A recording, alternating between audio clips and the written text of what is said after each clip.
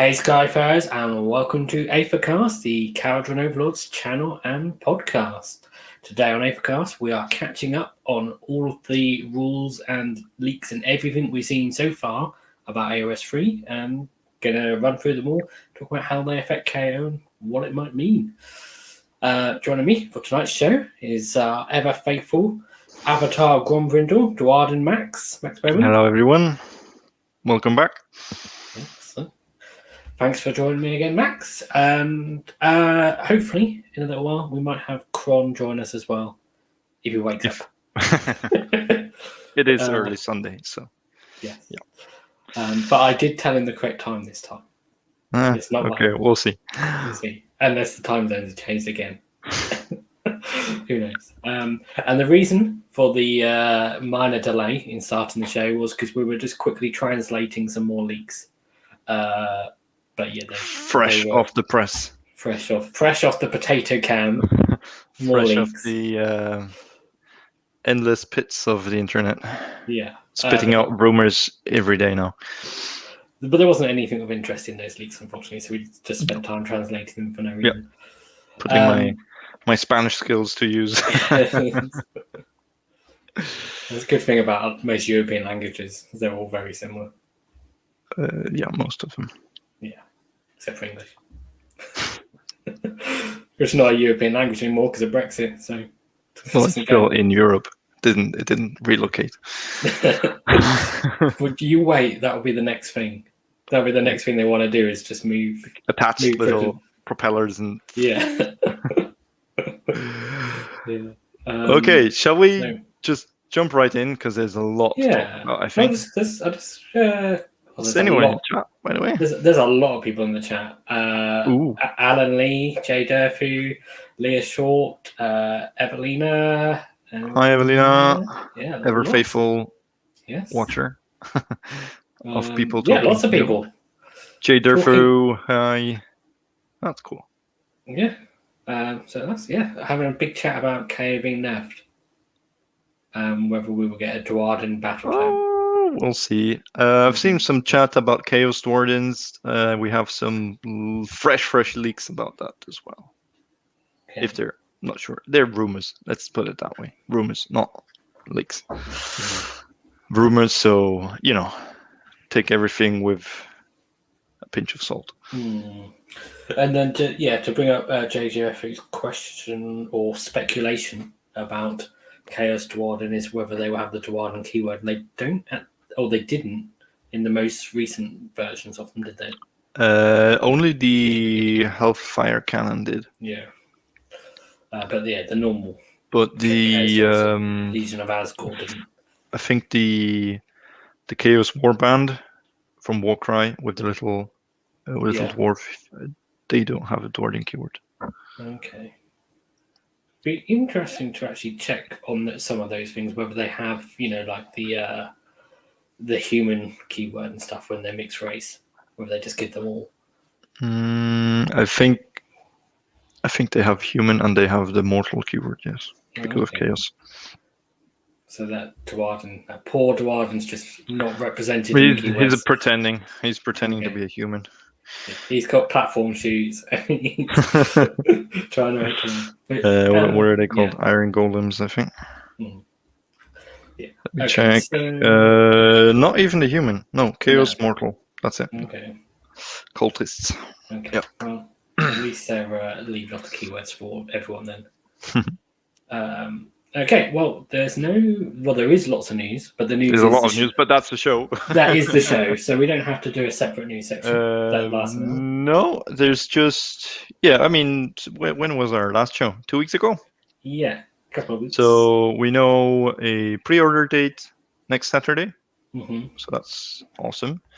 We know a release date, which is 2 weeks later. Mm-hmm. So the 3rd of July. I believe July. Something like that. Yeah. So that's good. We know there's also a GHB coming. Yeah. I'm not sure if it's being released on the same day or like within the next weeks. I got the impression it was, and that's what they've done in the past. So So that's cool. There's a lot of stuff then to unpack. Once we get there, there'll be daily shows of Aethercast. Maybe not, but there's a lot of stuff and a lot of discussions happening. Just personally, I'm trying to keep a bit out of the whole AOS free hype. One, because there's a lot of negativity going around, and I'm one of the people who's saying, let's just see the whole thing in total, play it, and then maybe complain. Unless they promise you a big FAQ and they don't deliver, then I'm the first one to complain.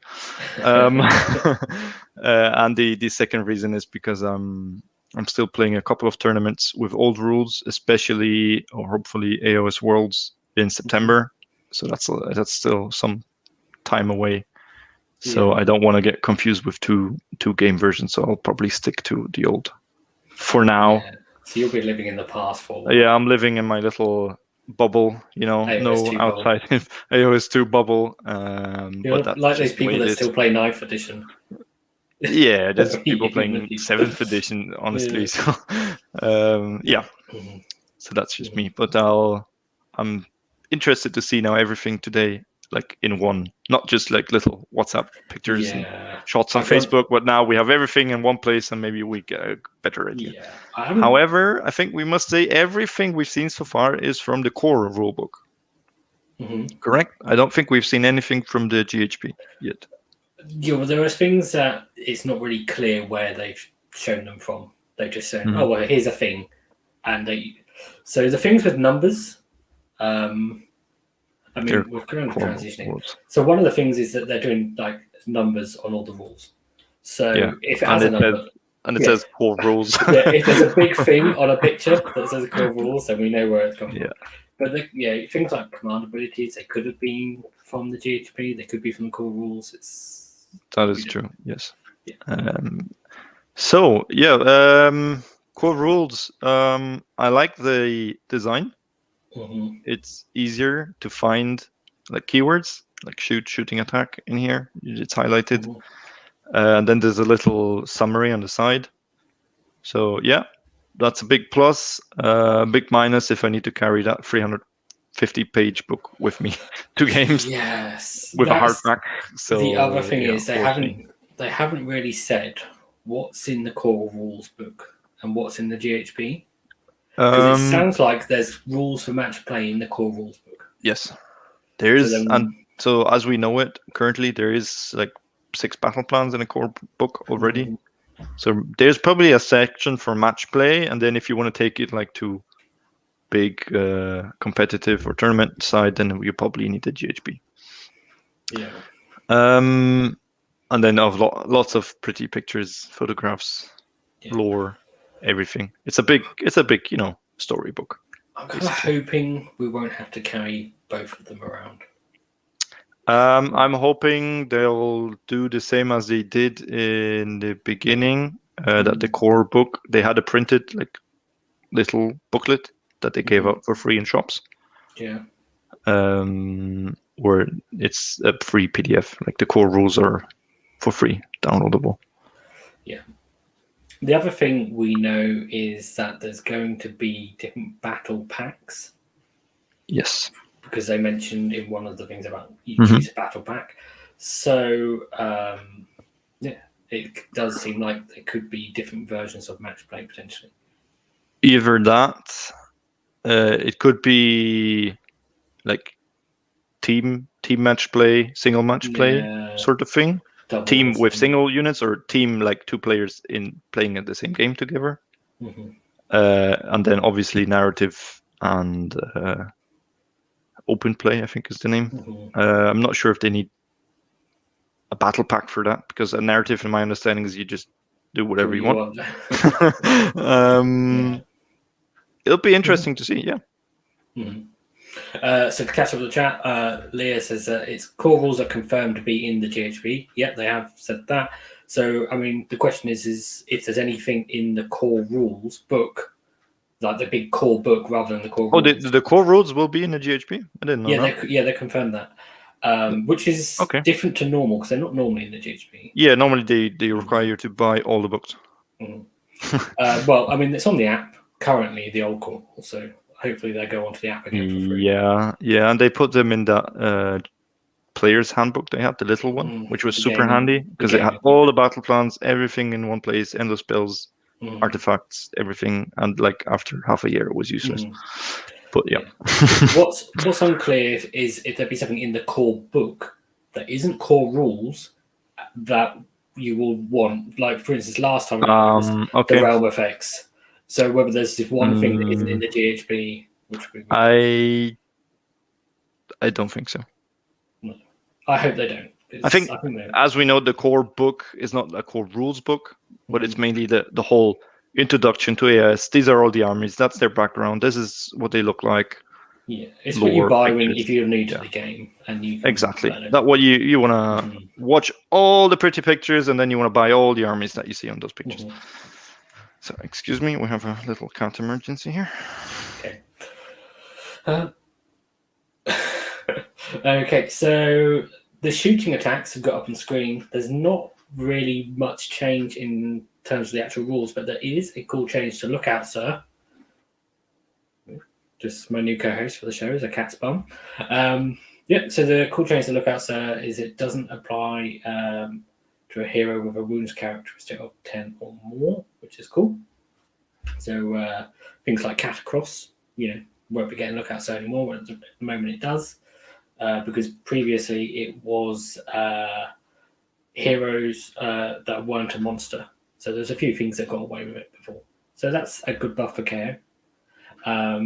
And to be actually for the beginning part of when they first started showing stuff, a lot of the stuff really did look good for KO. But I've switched up the order here because if not, we'll go through things in the same order. It'll just look like massive buffs to KO. So I've done it in a slightly different order. I apologise. Okay. I just ran that. I explained the change to look out, sir. Which is just the fact that it's 10 wounds. Which is great. So Kragnos, witches on chariots, big blood shrine thingies don't get lookouts, sir, which makes sense. Yeah. And then I was just saying that I'm not doing things in the order that they come out. I've sort of switched up the order because the order when things first started coming out was like lots of stuff that buff KO, and then I tried to do it in an order that kind of makes sense. So like core rule stuff and some more stuff. So one of the big changes is unit coherency. The big outcry. Yeah, I don't think it's a big deal, but it does change for some armies. It changes a lot. How they play. For KO, I don't think it's much of a problem. For KO, I mean, the only things you strung out basically were Arcanauts. And they come, usually you use them as 10s. So, okay, you need to maybe not string them out too much. So we should probably explain what it is in case people haven't seen this yet. So basically, the way the coherency works in AOS 2, the current version of the game, is each model in a unit has to be within 1 inch horizontally of one other model. And there's also a vertical one, but it doesn't come up very often. But in AOS 3, it's going to be that you have to be within 1 inch of 2 models from the same unit, unless the model is the unit is 5 models or less. In which case, then it's just 1 inch from one other model, the way it is now. So what it means is 25mm bases are really good. They've always been really good, but it means they're extra good because you can do for your arcs and stuff. You can basically do something like this. So you can still spread them out. This top version gives you like 14 inches of space. Maybe to explain, because 25mm is a tiny bit less than 1 inch. Yeah. So if they're in base-to-base contact, they're like for weapon ranges, you can fight in 2 ranks even if they only have 1 inch, and so on. So it's like 25.4mm or something. 25. Yeah, it's like tiny bits. Yeah. So you can spread them out like this. So because it's the end ones that are an issue, like the guys in the middle of the unit. This model here is within an inch of both of these. Yep. But the end ones, like this one now, Yep. because this base is slightly less than an inch, it's within an inch of this one. So you always have to kind of have 3 on the end. Yeah, so either you do that or you create little anchors where you like have Yeah. little groups of 3 at the ends. Yeah, so what you can do is this one and this one, you can sort of move them to here. It doesn't really actually make any difference whether you do triangles or like a little line of 3. You end up with the same length screen. Maybe just to note, the only difference here would be once you remove a couple of models, you'd still need to have to fulfill that rule in the middle. So if you lose too many, you'd still have to remove people from lacking coherency. So that is why I have this example. Because this example here, like as soon as like this model and this model dies, then this one and this one aren't in coherency with 2 other units, 2 other models, sorry. So in this version here, for a 10-man unit, you extend one of your little lines to 4. So that means once you start losing models, if you lose this one, this one, this one, and this one, and this one, so you lose 5, then the coherency rules are different for a unit of 5 models. So, I mean, if you lose... Okay, yeah, I didn't realize it changes because of model number. Yeah.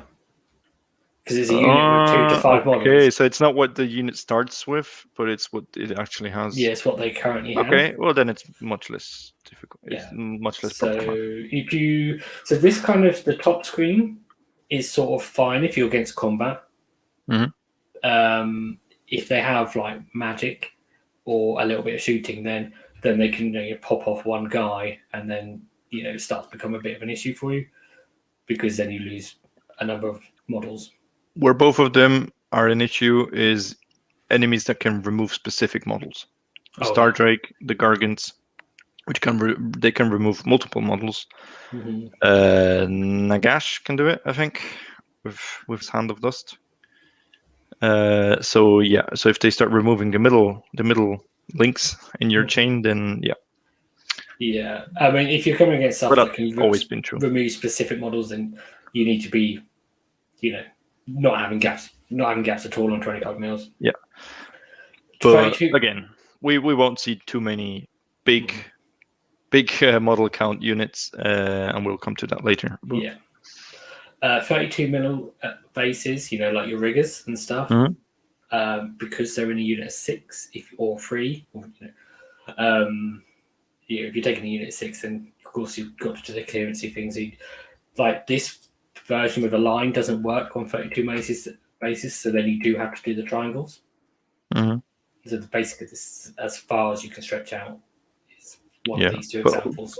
For riggers, that's okay, I think. And for Sky ones, they can fight 2-inch reach, so they don't mind being a double row. The thing is, if you have a shooting unit, it doesn't really matter. Like you've got the long range guns, or even if you've got a melee unit, like say if this was your unit, like this one might have the skyhook, so it doesn't really matter. You might have a skyhook. Well, he can still be within 1 inch of the enemy in front if he piles in. Yeah, because you're piling like below. Or, it's not big. Not a big issue. It just means, I think, with riggers that you can't fly high and then spread them out quite far as a screen for a ship. Yes, and when you charge into something, you need to keep this rule in mind. It makes a big difference when you're piling in around a 50 mil hero base because you can't wrap around so easily. But also piling in changed, so we'll come to that later. Just quickly catching up with what the chat are saying.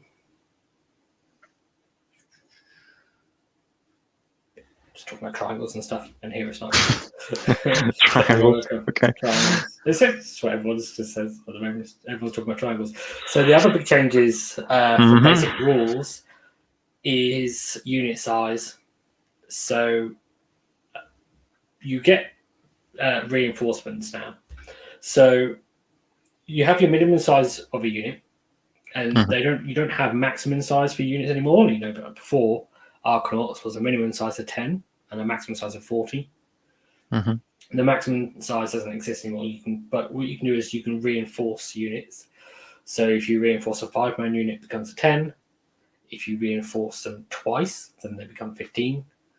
But you can only reinforce battle line units more than once, and it's only ever as much as twice. And in max play, at 2,000 points, you only get to do 4 reinforcements. Yes, and if you double reinforce or like triple size, they call it on this graphic, that already takes away 2 of your 4 reinforcements. Which means even in Barak-Nar, you cannot have more than 15 Thunderers in a 1 unit. Yeah. And that's a big change, in my opinion. It also means riggers can never get Aether Gold anymore, unless they change that. Unless Urbaz. Yeah. Yeah. Well, yeah. Okay. Or custom Skyport. But you know, from just like being can't get to units of 12. Yeah, you can't do that. Not sure if that makes units of 9 more interesting. I doubt it. It's their plan is, I think, and we'll see this. The whole thing is not to have these big blocks and max them out to 11, buff everything into that big unit, and destroy like 20 Thunderers, rerolling hits, rerolling wounds, -2 to be hit.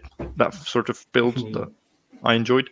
Hearthguard Berserkers, same thing with a 2+ save, rerolling ones, doing mortals, piling in twice, attacking 5 times, that sort of thing. They want to go away from that, which as a concept is not a bad thing, I think. Where it is a bit, annoying is people who have 40 Hearthguard Berserkers built, painted. I don't know what they'll do because they come in units of 5. Same with Thunderers, but you could do 2 of 10s, no problem. Even outside of Nar, which is still very viable. It's for KO. I don't think it's that much of an issue, apart from those specific, 12-man engine rigger builds or 20 Thunderers, or Fring, where you 20. Yeah, that's what I'm doing. But 15 Hearthguard, they can still shred, so that's okay. Oh no, you couldn't. They're not battleline. 10. 10. Okay, yeah, I might need to rethink Fring. But apart from that, our units already are boats, which are single units, and heroes are single units, and the other Arcanauts in this current edition usually come in units of 10. Maybe some Monar builds bring 20, which is still possible. So not too big of an impact. Yeah, the thing is with the 4 is you can only do 4 reinforcements. So even like something like Sean Tubman's list, he had 3 units of 20. Oh no, 2 units of 20 and a 10, and then he reinforced end riggers. Wasn't it 2 of 40? It was a lot of Arcanauts. Yeah, it's 50 total, I remember. But if you start thinking, okay, well, I'll run a few smaller units, but you still have that cap of 4. So you're not talking about taking lots of hundreds. Like even you're not playing 48 Sky ones. Yeah, you're not going to take lots of units of 6 riggers now and just have loads of them, because you can only at most take 4 units of 6. Yeah, because you spend your reinforcement on them, and you have that coherency liability, so to say, with 6. Yeah. The chat were talking about gun haulers. Can we get them in units now? The answer is no, because not that we know of.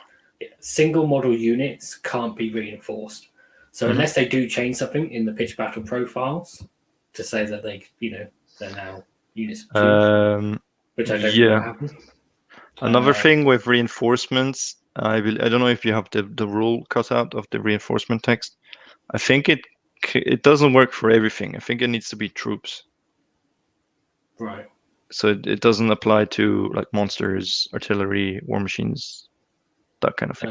Okay, I don't think they had that picture on the thing, unless I missed it. I've seen it somewhere, like the actual rule, which also said like that it counts as 2 if you reinforce twice and so on. There's like a little rule snippet somewhere, and I believe it said it's specifically for this type of unit. But let me check. Yeah, so that's changes to the games. No more 20 Blight Kings. No more, Hearthguard Berserkers. Although no more big units of eels, or although they usually come in MSU already. That sort of thing. The other thing the chat brought up was, could minimum size units change in the pitch battle profiles? And the leaks indicate that some are changing. Like some things are going up to like minimum size of 20 in some of the chaos units. Yeah, but I don't think they'll go down because of just how the sprues work. Like if they have a box and they're selling you 10 in a box, I don't think they'll go down to 5. Yeah, they would only go up, I think. I don't think riggers would change. I mean, riggers, that's free on a sprue, so you could put just 2 sprues in a box and sell them as 6, but I highly doubt it. Yeah, I don't think it will happen. No. But yeah, it's happening with some stuff. I think it's more like the big horde armies where that's happening a bit. Beats of chaos and stuff. The other big thing is that they have confirmed that the size of the battle map is changing. So yes. for 2,000 points, 44 by 60 inches, which is what it is in 40k. Minimum, but again, 40k says minimum, and we know everyone just plays that size. Yeah. So it's not minimum, it's just what it is. Recommended minimum number of terrain features. So 8 terrain features, which for tournament play is already a lot. On a smaller table, I don't know how big we're talking, but if we're talking like, Wildwood size, it's not little. It's a lot of terrain. It was 10 in the previous GHB, but but that was like fences and bushes and because they had like the primary and secondary terrain thing, didn't they? Big things and small things. Which just doesn't mention. Interesting thing about the points is they done like 750 points, 1,000 points, 1,000. I'm glad they did 1,500. It's weird that they missed that 2,500. Because I believe with 2.5 already you're not using those big battalions. You're already struggling to use them. For some, or for most, you needed more than 2, so maybe that's why they just switched to 3. And Cronen's here. Welcome. Good morning. Morgen. Morgen. Oh, we're doing the German show. How's it going? Yeah, we're good, thank you. How are you? Good. So these, new editions looking pretty exciting, isn't it? Yeah, lots of changes. We're already in the middle of it. Yeah, we've covered what we covered: the shooting rules, lookup, sir, coherency. Coherency, yeah, that's a big thing. Reinforcing unit size, table size, terrain size, terrain amount. Terrain amount, that's. Yeah. When people are talking about the new terrain rules, they're doing a lot of specifying how much and exactly where we're putting terrain now. Okay. Interesting. Yeah, which is a trend we're also seeing in tournaments, that we've preset terrain maps, basically. Which is I'm okay with that. That's good. One thing to also call out is that understrength units are still a thing, and they are capped at 1 of each type of unit. So you could take a 5-man unit of riggers if you wanted to. Okay. Sure. Don't know. I don't think it's not bad, because once you lose one, so you're prone to coherency things. Yeah. You're already 5, and then you don't care anymore. Yeah, exactly. So it's just the 6 in combat that you pile them in awkwardly, and then you end up having to remove one. Okay, so I think we covered most of this, really. I mean, think so, until we see points, it's hard to really sort of talk about, what things are going to look like a bit. But we do know we have new core battalions, which are really going to shake things up in terms of building a list. Yes. Because these are going to replace our normal battalions that can be found in our book. So that's something I'm not 100% sure. Mm-hmm. Because in the articles that we've seen, they said there's two different kind of battalions. They haven't said specifically if both are still match play legal, if the ones in the book go to narrative play. We don't know. Yeah. It sounded like, or I'm reading it like, here's some extra core battalions that everyone can use, and you can still use your own, which would be awesome, because it gives you just more options. If they just remove half of your book, because they remove your war scroll battalions, then it's less awesome, but still okay. One thing that they have sort of hinted at is that battalions won't give you the ability to deploy everything in the battalion at the same time, just generally speaking, because if not, there'd be no point having this ability. Yes. And they did say in the article that this only applied to the units in the battalion. Like, it allows you to deploy. Yeah. Well, I mean, and this applies to the battle regiment.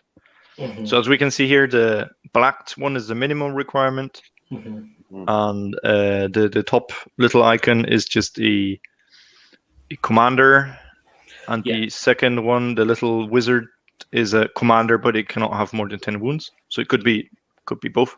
Both can be leaders. Both can be heroes. Just one cannot be like a big hero on a monster. Yeah.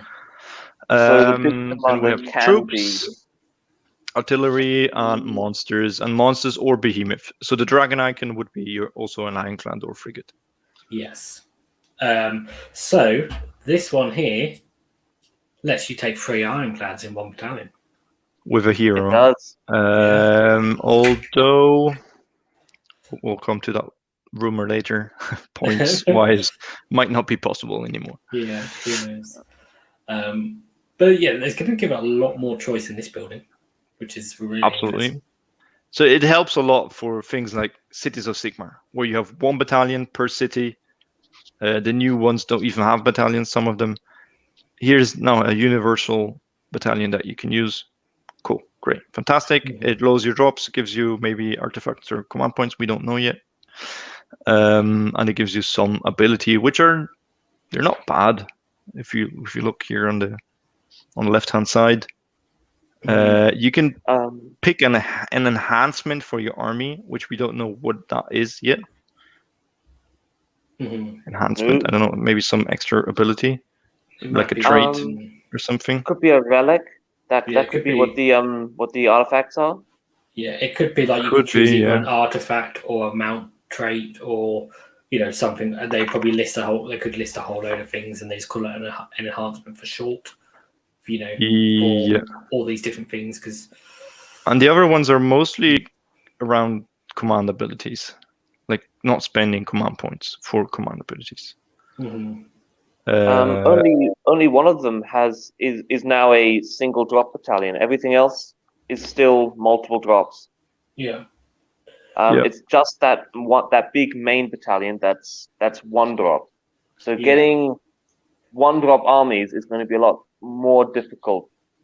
Well, it's not. It's like 3 heroes, 5 units, and either a monster or artillery. You can build entire armies with that easily. It would mean every faction now will have access to a 1-drop if they want to.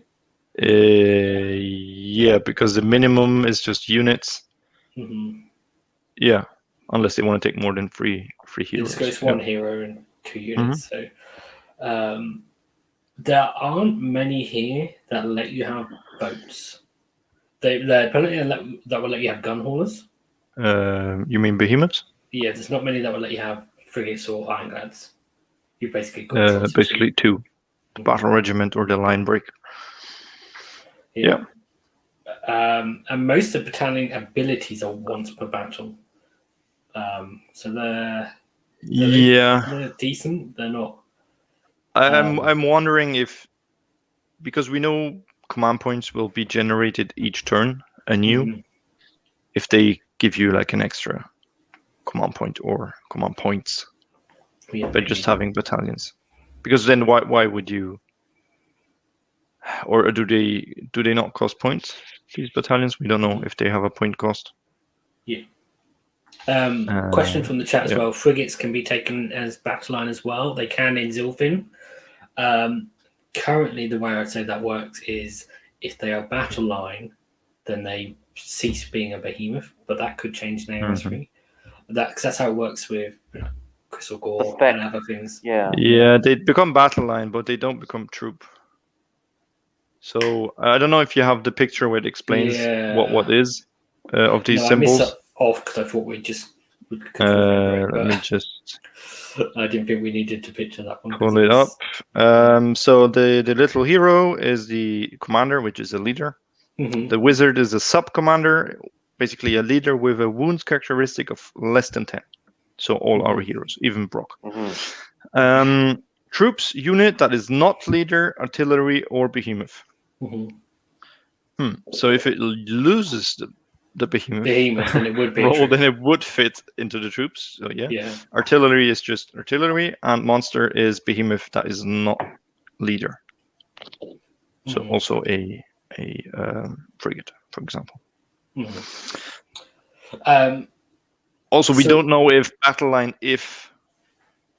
applies for either the reinforcements or these things, but I highly think so, because if not, then Arcanauts is the only thing you can double reinforce in our army, and it's a big thing. Stupid.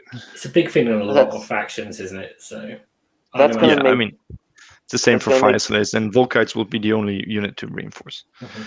So it's going to make units like elite commanders that make units battle line a lot more powerful now that being battle line gives you access to a lot more things. It's not just you need 3 of them. It's no, these units, these are the only things that you can have big units of. So you want a unit of 9 riggers, you're gonna need one of those engine masters. Or if you want 15 thunderers, that you're gonna have to play Nar. Actually, it gives Nar a reason to exist now, which is nice. Nar has a lot of Nar looks actually pretty good. Has a lot of stonks because of command points, and because I think Inspiring Presence also changed, and they have a trait that gives you that. If the War School Battalion, the Iron Sky command goes away with the Battle Shock immunity, so there's some play in Nar now. Yeah, maybe we'll see. Couple of other things to call out about these battalions is Warlord Battalion gives you 2 abilities, whereas most of them give you 1. I assume the command entourage, that slash means you could do one or the other. Yeah, I believe so. It would be interesting to find out whether you can choose during the game which one you want to use, or whether you have to note that on your list, or Yeah.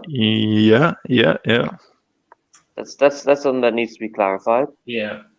They probably will say in the rules, like text somewhere. Yeah, probably. And the other thing is whether allies can go into these battalions. Because, normally battalions are like keyword linked and stuff. So, we're like in freeing, even was the Dwarden units count towards the battalions.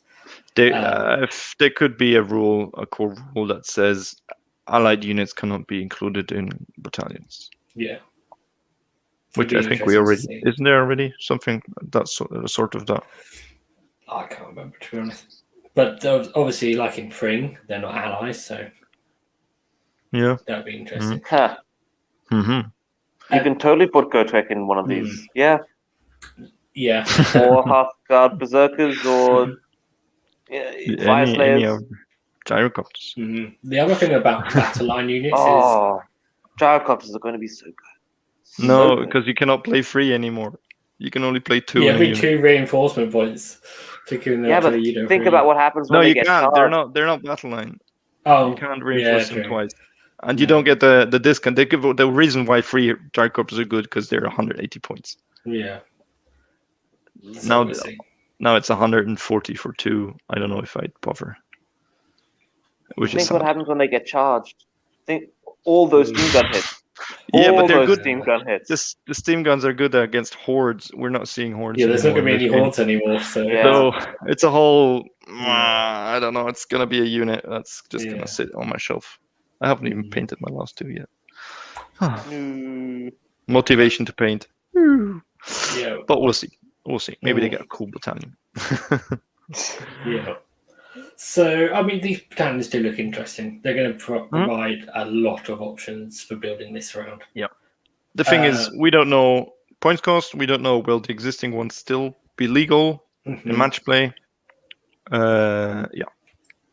Whether they give you a command point, whether they give you an extra artifact. Yeah, command point, artifacts. They're not giving you drops apart the one. So, yeah, we'll see. I mean, artifacts is a big deal for K. So, that'll be... Yeah, you can build a couple of these. Yeah. Are we expecting the points to change? Yes. Yes. We have some rumors that they will change drastically. I mean, we can go there now. What I've received as a rumor is that, let me read it out to you because it's not nice. Hot off the press. Let me find it. Where was it? KO got slapped with shitloads of point increases. Is that the exact? That is the text. And Fire Slayer's points increased and core rules changed, nerfed their crazy rules. I don't know what crazy rules people are talking about here, but okay. Also, Daughters of Cain went up and others. Which is in addition to stuff like Archeon costing 950 points now, Morathi 660, 15% increase for Daughters of Cain. Wow. A lot of minimum unit sizes changed from 10 to 20 because of the reinforcement things, like Beasts of Chaos and Skaven have that now. And some armies that took small squads, like Chaos Warriors in small squads of 5 for Battleline, are now in packages of 10 and more expensive. So they basically say, okay, minimum 10 instead of 5. So that might happen to funders. I don't know. Maybe they're coming minimums of 10. Minimums of 10s.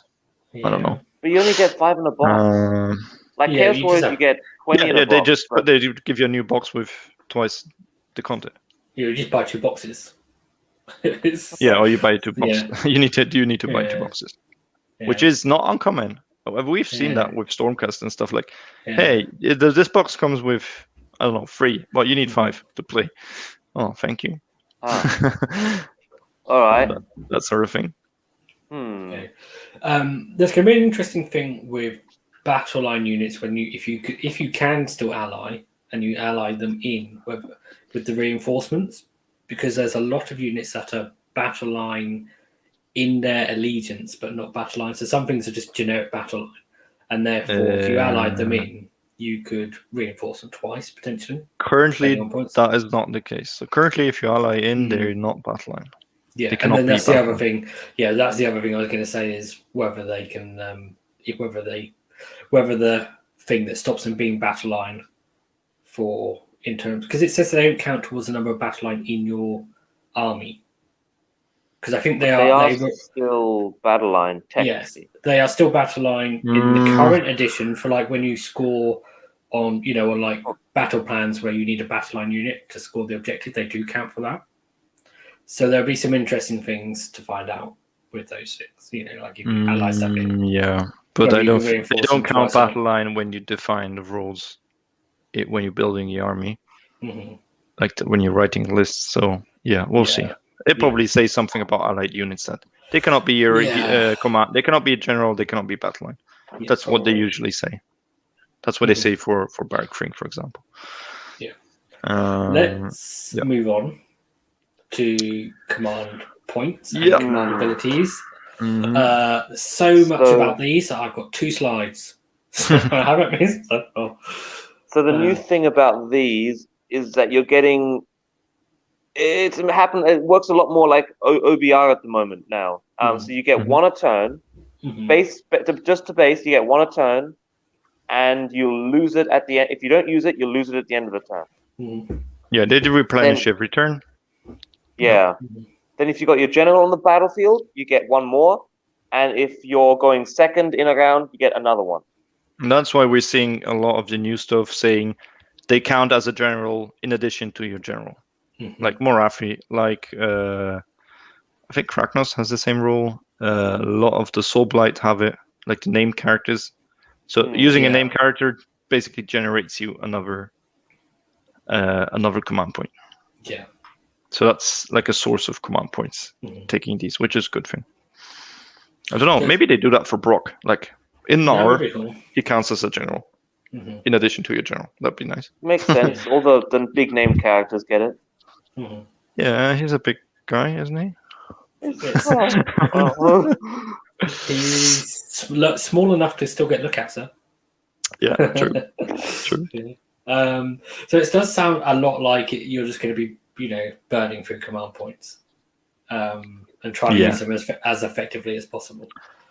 This game will be a lot about command points.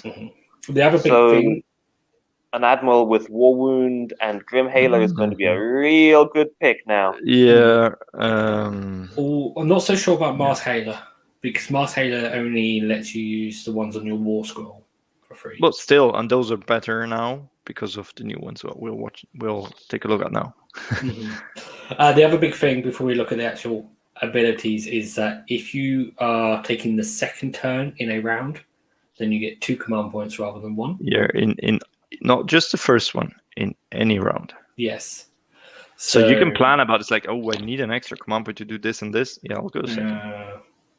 And I think it's really good for shooting because of the command ability we'll see in a minute.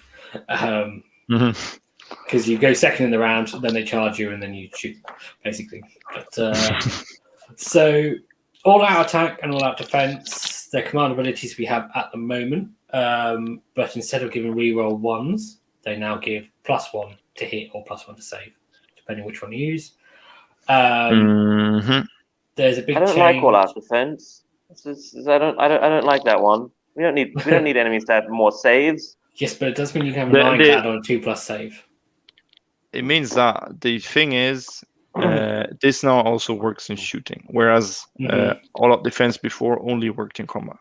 Yeah, because the amount of times I wanted to shoot at someone and he said, "Okay, I'm gonna use like all-out defense." Like, 0-1s. No, you cannot do this in the shooting phase. Oh, really? And I look at the rule. Oh, that's stupid. Like, yes, it is stupid. It was stupid, yeah. It is stupid, but you should have invested in a Mystic Shield because that would have. Yes, it is stupid. It is. I'm sorry. So yeah, that now works, which is a good change to balance shooting, maybe. There are some things they've overlooked here because both of these actually just call out the shooting or combat phase. So stuff that can fight in the hero phase, then you can't use. Which we don't have. No, but so I'm just generally talking about the game, like and then you could be, if someone tries to attack you in the hero phase, you can't use all-out defense to get +1 to save. Yep. Doesn't say the charge phase, which is a nice segue. Yeah, but the charge phase usually is mortal wounds anyway. Ah, wow. And but you like this. So let's talk about Unleash Hell. So I see you're excited to play Tau. Yeah. I like to look at this Overwatch. one. This is the thing that makes Thunderers look awesome in the new. Okay, you go explain it and then I'll say why I don't think it makes them awesome. Okay. So you can use this command ability when an enemy unit finishes a charge move. The unit that uses gets to be receives the command has to be within 9 inches of an enemy unit and more than 3 inches from all other enemy units, so they can't already be in combat basically, and then that unit can shoot in the charge phase, but you subtract 1 from hit rolls for its attacks and it can only target the unit that made the charge move. So basically if a unit charges your unit of Thunderers, and the Thunderers can decide to shoot them, or if the Thunderers are sitting behind a screen, or even just anywhere within 9 inches, they don't even have to be near where they end the charge; they just have to be 9 inches. Then they can shoot the unit that charged, which is really good because it's a free round of shooting in your opponent's turn. Well, I say free, it's a command point, but it's really good. But you're -1 to hit. So and that's the problem, the -1 to hit. Because you can't, if we go back, you can't use all-out attack because that's in your shooting phase or fight. Or combat. Another thing, you cannot, it's not here, but you cannot put a command ability, you cannot put one and more command ability on a unit per phase. You can't so you cannot stack command ability buffs. So you could not make them like +1 save, +1 to hit, unleash hell, I don't know what else kind of thing. Which is, it's a lot of shots with rifles, but it's 4s and 4s now. But so I don't know. No. If you've got mixed weapons, then they get their +1 to hit anyway. +1 to hit, -1 to hit. And you're also getting your +1 attack with Thunderers. Because that's one of the good things. Potentially. If they are the unit that's charged, because they'll be within 3 inches of an enemy. Yeah, so you have 2 cannon shots and 4s and 2s. Okay, so what we see from this is, because it's now plus and minus hits things and plus saves, rerolls are very good now in this game. Because rerolls are always better than modifiers. Because remember, as a basic rule. You can't also get reroll 1s anymore. Like reroll 1s used to be really easy because you just use a command ability now. Yeah. Now we have reroll 1s to wound as a buff, for example, which is just as if they don't change it. We have an Admiral, which gives reroll 1s to hit for boats. So these now actually make sense. These command abilities that they were just available before. Like why would I use this? Yes, I could get this with a command point. Now I can. Now they're actually useful because you can stack those. Yeah. So they were playing depending what they are, because it depends if they're a command ability or not. But you can stack those with. Well, you have to look at the real if you can stack them because it's phase dependent. But as a general rule, rerolls are better than plus or minus. And the other thing is we haven't seen anything about triumphs yet. But if they stay the same, then +1 to hit and reroll wounds, for instance, those stacking 2 buffs on a unit that way could be very good. Yeah, but we don't know anything about triumphs. We just know that we had guild triumphs for heroes. We might see unit triumphs. Yeah, we could see guild triumphs. Like triumphs go away from the game, but they make a special triumph list for KO. Because if they take away triumphs, then we don't have anything in our allegiance ability. Like what are we even doing? Giving ourselves -1 bravery for nothing. Like why? We might as well all just play Tempest Die. Yeah. Yeah. So I can't see them completely disappearing and not being replaced with anything. But we have seen that half of them went away. Yeah, of the triumphs. So they wouldn't get rid of being replaced. I don't Which think was they'd make actually it good because now the one you rolled for was better. You got a higher chance of getting a good one. But although the one triumph that lets you use a command ability without a point being spent now would be actually good. Yeah. Use a gold for a command ability. Maybe we'll get something like that. Yeah. That was the only one I was actually using on heroes before anyway. Really, just the reroll 1s to hit, use a triumph. Yeah, or like reroll saves. Yeah. I just realised as well, if you've got enough command points and something charges a ship with units inside, then you can spend because it's capped at like 1 command ability per unit, not just 1 per phase. So you just the ship will shoot, the unit inside will shoot, the hero inside will shoot. If you've got enough points, it's like you don't want to charge anything. We haven't heard that it's won a phase yet, but I feel it might be like 40k, where again you can use it once.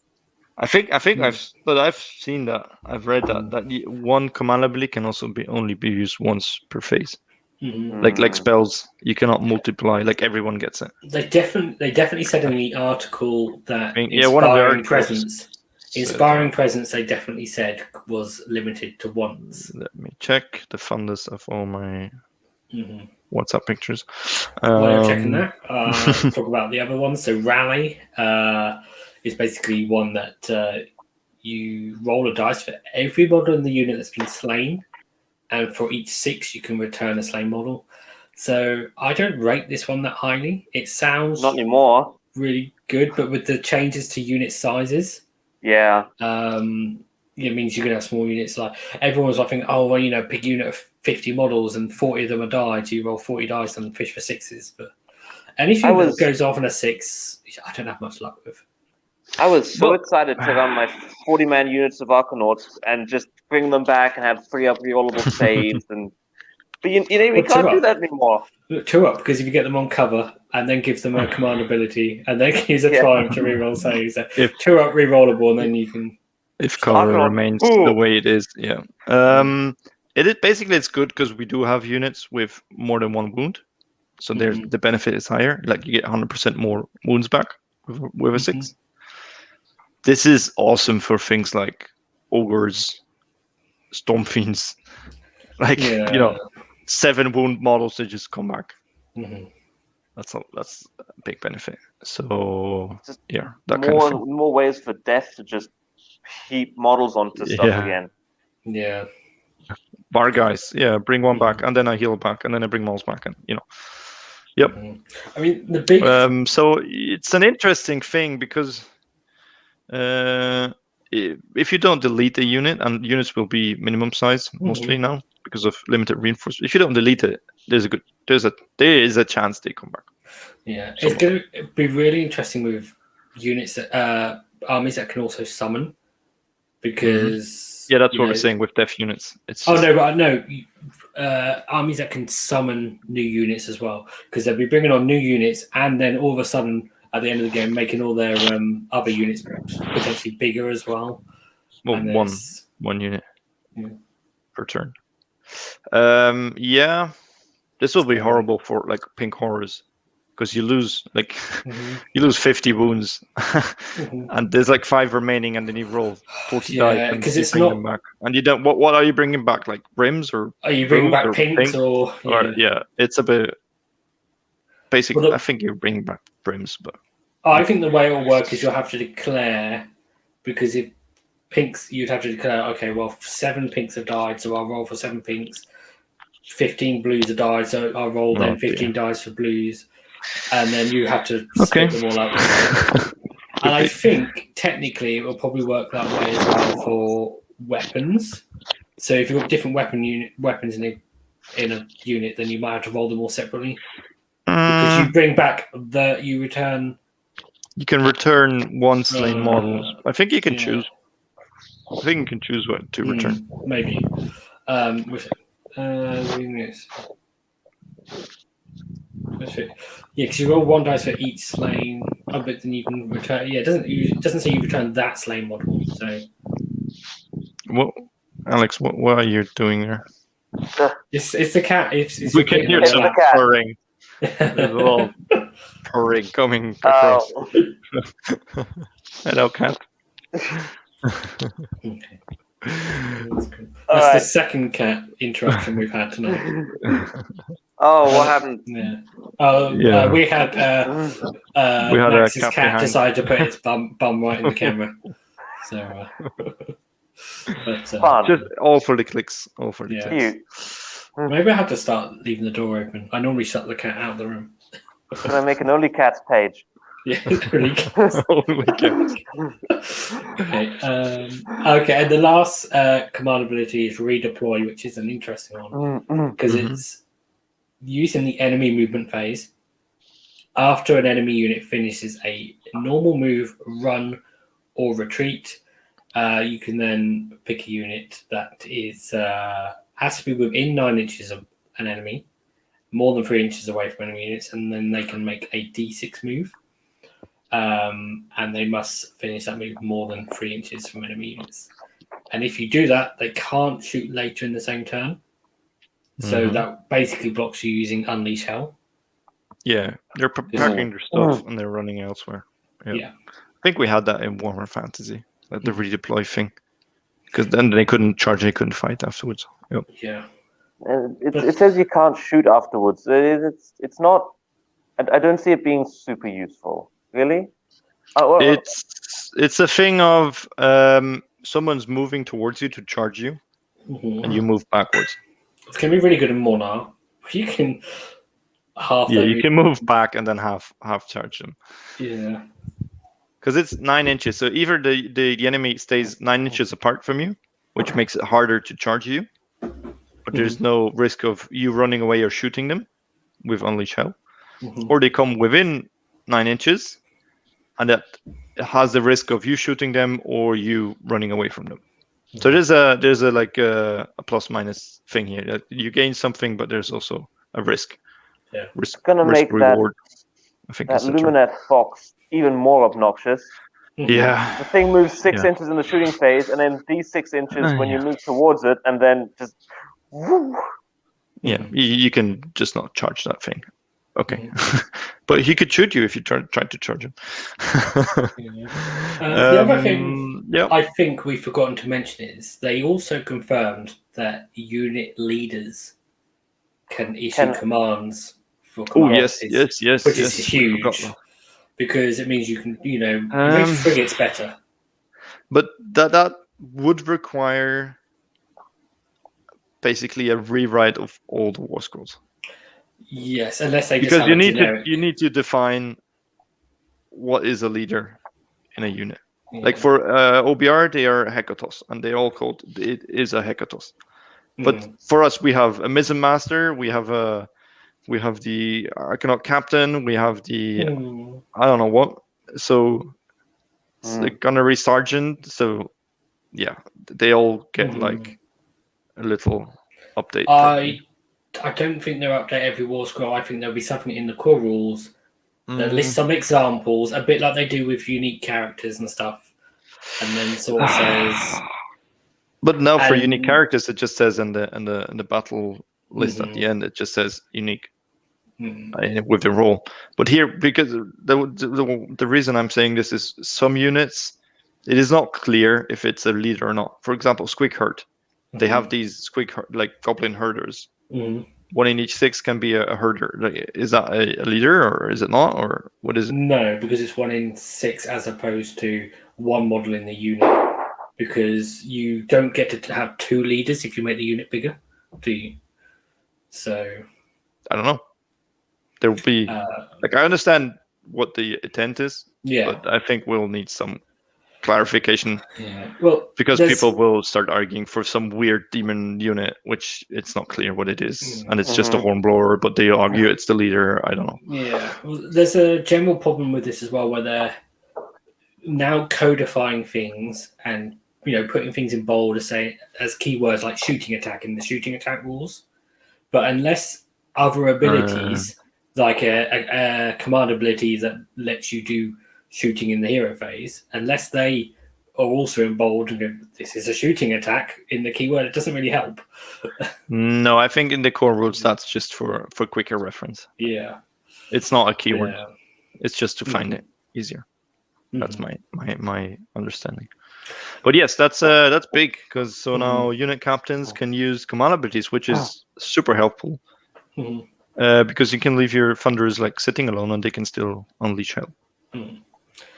Unleash hell is really good. I think it makes frigate the general thing about not needing heroes for command abilities. It means frigates are better. This makes goblins so much better.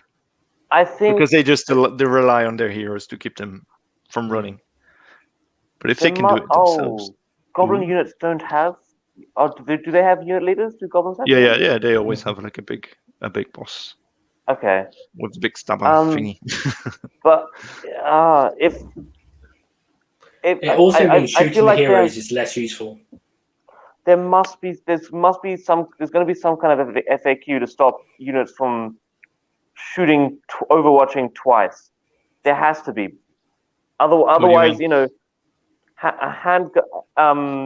Free Guild handgunners and skinks are going to be dumb.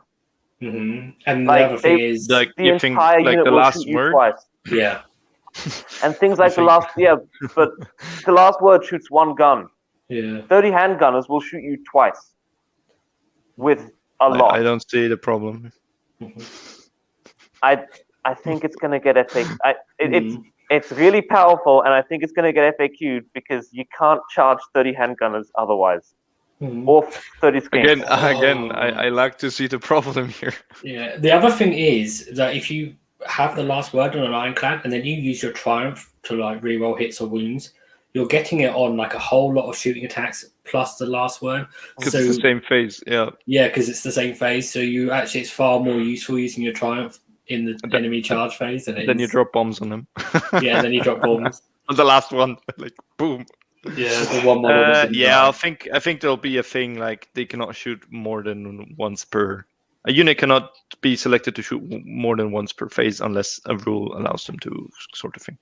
Yeah, it's I like a maximum of 2, like the Grimrath or something. Yeah. Which, probably. We'll see. One thing about redeploy that I think is interesting is if you fly high, they zone you out getting onto an objective, and then the enemy movement phase, I'll just scooch onto that objective now. Thank you.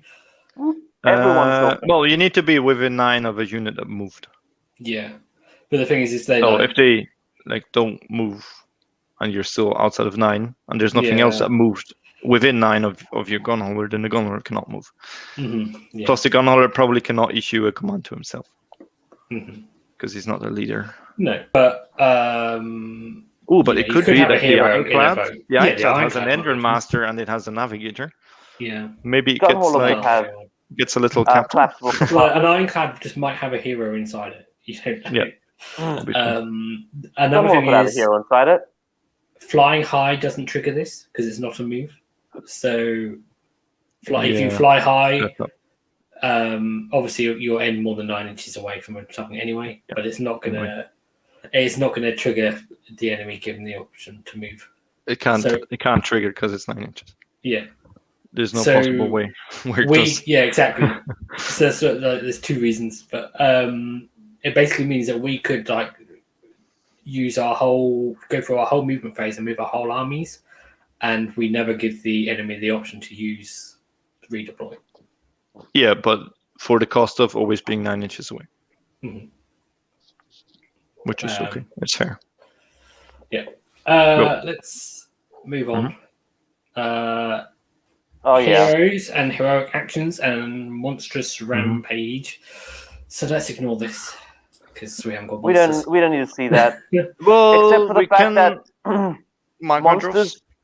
There is some stuff to think about, but monsters. If they charge you, you're not going to get to shoot. You're not going to get to Overwatch them. Yes, you will. No, because they stop using command abilities. Okay, let me explain. So the one you're talking about is raw. So basically now heroes can do things and monsters can do things that aren't command abilities and they're extra rules and abilities, not on the war scrolls. So monsters can do a thing called raw, which is they pick an enemy unit within 3 inches and roll a dice on a 3+. That unit cannot issue or receive commands in the following combat phase. We're in the charge phase. Oh. Yeah, so you use Unleash Hell in the charge phase, so they can't stop you shooting. I see. Thunderers go brap. Yes, but they can stop you using like +1 to save. So, or +1. So that's cool. It's pretty good, the roar thing. But all monsters can now drop bombs. They can stomp on you. What? They get to drop. Yeah, they get to drop bombs. Always on a 2+, no matter how many wounds suffered. They can fight other monsters, which won't matter for KO. They can have a duel, and they can smash terrain features down to rubble and demolish them. Yeah, so it'll be interesting to see what happens with scenery rules. So I think allying a Magmadroth hero might be an interesting thing to do. Gives you some play, Yeah. Hopefully they make Magmadroths better. Yes, and if it's one that's also like the Rune Smiter, because it's a priest, because priests are better now. Yeah, priests are better now. Yeah. Come to that. But heroic actions. So this will affect us. A unit with a hero keyword is a hero. No. Surprise, surprise. That's handy. They told us that, isn't it? Mm. Basically, at the start of the hero phase, you can carry out one heroic action from the table below for one friendly hero. You can carry one. So I can maximum do one action per hero phase. Okay. The effect of the heroic action is treated in the same way as the effect of an ability for all purposes. Okay. Mm-hmm. So they are heroic leadership. We pick one hero and roll a dice. Add 2 to the roll if your general has been slain. On a 4+, you receive a command point. So basically, you can get extra command points on a 4+. If your general's dead, then it's on 2+. Mm-hmm. So yeah, and it only lets that specific hero issue a command. So it's you don't just get. They can only be spent during that turn to allow that hero to. So you're assigning command points to that hero. Yes, like one. You got like a separate pool there, but it won't go into your normal pool. Which is okay. Like I need to do this, or I need to hold the line here. Mm-hmm. Okay, I'm gonna use a heroic leadership with this hero. 4+. Okay, now he has an extra command point that I'm already planning to use on him anyway. Yeah. Mm-hmm. I just realised the chat is talking about Sentinels doing Overwatch. Yeah, that'll be fun. The other thing is heroic willpower, which basically lets you unbind or dispel if they're not a wizard. This might need an FAQ to see how it works with Barrett Nar, because it doesn't say what happens if you can already unbind or dispel. The logic would be can attempt to unbind one spell in that phase. Well, you can already attempt to unbind one spell in that phase. And so I get a +1 to do it. So now I can unbind 2 spells. And the navigator can unbind 3 spells. Yes, well, the question is, can you unbind an extra one or not? Because it doesn't say, it just says you can unbind 1. So it doesn't say, because it's not worded as being in addition or anything, because they don't expect you to be able to normally do it. I think an FAQ will land on the there's a fact lot that of heroes that are not wizards and can do it. Yeah. So that's a bit weird. There will hopefully be something in the margins that says, if you can already do it, then you can do an extra one. But the fact that it says that you can unbind 1 just means, well, then you can unbind 1. It doesn't say extra. So, but there will probably be something in the margins. Or there will be an FAQ, and the FAQ will probably land on the fact that you can do an additional one. But at the moment, the wording is, with NAR, that they wouldn't get any extra, which is a bit rubbish. But we'll see. It could mean that, NAR gets loads of unbinds. I think the problem with NAR at the moment, though, is, and just with this ability in general, is you don't get bonuses to it. Yeah, but NAR gets a +1. Yeah. But +1 actually isn't that good. When not when the enemy casters cast on +4 and 10. Yeah, but it's still good. Teclis is auto casting 4 spells and 10s, and then you're like, okay, well, I'll try and roll an 11. Well, I mean, it's a Mystic Shield cast on a now it's a 5, I think. Yeah, Arcane Bolt and Mystic Shield are both on 5s now. So okay, they cast it with a 6, and if I only need a 6 to do it, sure, I'll try it. Yeah. NAR will generally be better because of all the command points and stuff anyway. So and fun for battle line. Yeah. Their finest hour is you pick a friendly hero, you add 1 to wound rolls for attacks made by that hero until the end of that turn, and you add 1 to save rolls as well. So +1 to wound and save. Which is awesome because now we have a sword for +1 to wound. Yes. But the only hero that is good in fighting, which is the Ender Master, already wounds on him too. You can't do it more than once with the same hero in the same battle. It's once for battle. Yeah. But again, this is something from attacks made by that hero. Ooh, so that would be all the magnitude of attacks. This is it's not that great for KO because most of our heroes are small. This is really good. Yeah, we all have fighty heroes. Archeon and the Gash and that sort of thing. Yeah, +1 to wound is generally good. But our good fighting heroes already wound on 2. So just be mindful that enemy heroes, could be on +1 to hit, wound, and save. Thanks to this and a command point. True. So Yeah, they could be quite Gotrek. fighty. Yeah. Twos and Gotrek. twos rerolling everything, and he's on a 3+ save now. Yes, although Gotrek has actually got slower, which we'll come to in a minute. He was slow enough, so it was. Although he can move in the enemy movement phase now, potentially. Only if he's within 9 inches. Yeah. He can get closer, like, come at me, and he's moving forwards. These things. And then the last one is basically a healing one. So you pick one hero and then you roll 2d6. If the roll is less than that hero's bravery characteristic, you heal D3. Oh, Gotrek is going to be unkillable. And if it's equal to the hero's bravery characteristic, you then just heal 1. The good thing about this is, when is it? Start of all of these things happen in the hero phase, not your hero phase. So it doesn't matter if you lose a roll off and then it's the enemy's turn, you still get a chance to heal or do one of these things. That's true. So that's pretty cool. So okay, so if you know that someone will attack you, you can make your hero more fighty. Okay. And it needs to be that, or else the hero. Yeah, unless why unbind. Yeah, why would you unbind if you couldn't do it in the enemy hero phase? Okay, moving on. Endless spells. I forgot about this one. So, before there's basically this thing where endless spells now can either be controlled or wild, and that is based on how far away they are from the model that casts them. Summoned is actually the word they use, which means it does work with a chemist because he's the caster. We cast them. It doesn't say, that section of the rules doesn't say wizard, and then it goes on to say a wizard can control one predatory endless spell per hero phase. So basically, the chemist doesn't have a limit, but he can't cast. Can control unlimited spells. Yeah, or he cannot control any. Yes. Well, I think would make sense because it's just he lets it out of the bottle, and then it's just roaming wild. I mean, that just makes the rat trap even nicer because that thing doesn't move anyway. Yeah, it just sits there and does but it's damage. not predatory, so it doesn't concern. Yeah. That one, anyway.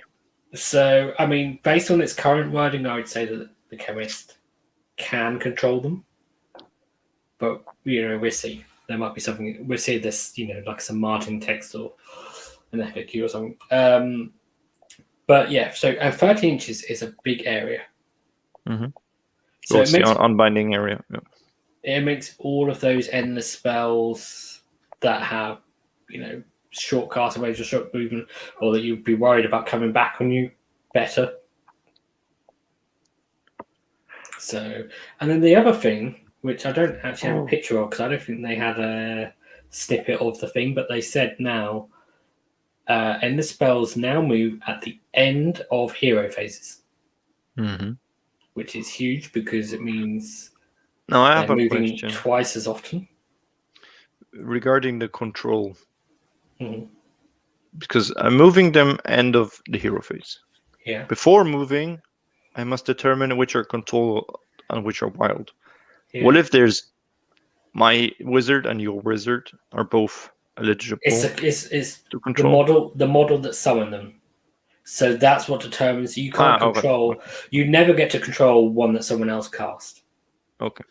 It's only if you kill the model that casts it, then it becomes wild.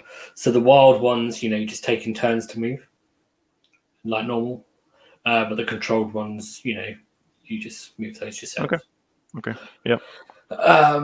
So it makes them a bit more interesting. And the fact that predatory endless spells are going to be moving twice as often now. Both hero phases. So from the control on wild, because it doesn't say what that actually means. I assume I can only move the ones I control. Like you cannot move mine, which I control. Yeah, the main thing is you can't move ones controlled by someone else, and I think the way it is going to be, from what they talked about in the article, they haven't showed the full text of the rules, is that you will take it in turns, or the player whose turn it is will move all the ones they control, and then you'll take it in turns to move the wild ones. So the controlled ones will move first, I think. fun. The biggest thing is really that the fact that they're going to move in both hero phases and they're not moving in between rounds now. Mm-hmm. So it takes a little bit off, the choice for priority, because I thought that was an interesting thing with priority. It's like, okay, well, if you take the turn, then you don't get to move this first spell. Mm-hmm. But there's another incentive to shoot the hero that summoned an endless spell. Mm-hmm. Mm-hmm. Yes, because previously it could be like if they were a pretty useless hero other than casting the endless spell, once they'd done it, you'd be like, okay, there's not much point killing them. But the other thing with it, kill them, make this endless spell hit their ranks. Yeah, could be funny. The other thing is, it makes things like Burning Head more interesting because you can just have it sitting there giving you reroll ones, which you can't get from a command point anymore. And it doesn't bite you back. Yeah, it won't bite you back, so that's pretty cool. Yeah, but it's all. The question is a chemist can do this or not? Yeah, it makes bound ones weaker as well because the whole thing about them is that your opponents don't get to move them, so they're not as good because you're paying more points for them, and they don't really have that it makes anymore. Now it makes sense why bound Geminids are only 10 points more. Before it was just atrocious. Now even the normal ones, you can handle them the same way. Yes, well, we are getting new War Scrolls for lots of endless spells. They didn't say all of them. So, I mean, Water Lightning Vortex could be one of them. We don't know. Cogs is the only one they've shown, and that has had a big change. And a bit of a nerf from a KO perspective. A bit, yeah. But also a bit of a buff potentially for other armies. Because Cogs does two things. You can fast forward time or rewind time. Fast forward time now doesn't buff movement at all. And it only gives +1 to charge rather than +2. Yeah, and only for units wholly within 18. Usually you would cast it like in your back field and give your entire army +2 move, +2 charge. Yeah. Now it's just a measly +1 for some dude standing next to it. Well, 18 inches is quite far, but it's wholly within, so you do need to sort of put the wizard. It is far, but it's just not worth it anymore. Yeah, for +1 charge, it's not great. Like, I can have a sky hook for that. I mean, you can still potentially stack charge buffs, but you'll see a lot less armies taking it for movement buffs. It's not the insane. It's not as insane as it was before. It's just it's okay. But it wasn't insane because your opponent benefited from the same ability. Yeah, so it's not bad. It's kind of side. Yeah, but it was still getting used by a lot of people. The +2 move and charge is. Yeah, it was great for my Barrack Zon. My Barrack Zon with 12 Skywards using this was with a +3 to charge and a 14-inch move. Yeah, fantastic. Now I cannot have 12 Skywardens. Good thing I built them. And I cannot use cogs. So yeah, I don't think I'll play that army much. Well, the Skywardens are a bit better with their 2-inch reach now. Although you still can't have them in big units. You can't even have your big unit 12 anymore. Yeah, that's just more. The thing where Cogs has got a buff for some armies is the rewind time. Is all wizards within 6 inches of it. Get +1. Yeah, get +1. That's how I read it. So before it was +1. No, extra spell. That's the one. An extra spell. That's it. Yeah, +1 spell. Extra spell. So magic armies will just be sitting around cogs, like casting shit. Hallowheart army is gonna sit on 3 spells per wizard. Like all the battle mages, it's just like. I mean, like this is Harry Potter potentially battle. extra. This is like this could be an extra 6 casts in for some armies, couldn't it? If they've got 6 heroes. So yeah, easily for Hallowheart. plus 6 spell. Like they don't have that amount of spells available currently. But I mean, there's a lot of War Scroll spells. Yeah, probably not. They can take endless spells. So, yeah, endless spells are free, but one is cogs already. So yeah, 2 more. They'll and everything with a plus 7 potentially. You know what would be really 8. fun? It's all of these wizards clustered around chronomatic cogs, and then you just put Darkfire Demon Rift over the top of them all.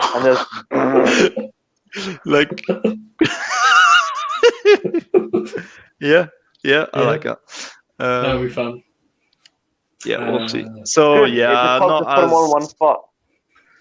Cogs not as interesting for KO. We'll in a couple of months we might do a review of the best endless spells for. Yeah, considering this was number one. This will not be number 2 or what it was previously. Yeah. Oh yeah, because it was the top end of spells other than Warp Lightning Vortex. So it would be interesting to see if Warp Lightning Vortex gets a new War Scroll. It will. It will only proc once, not twice.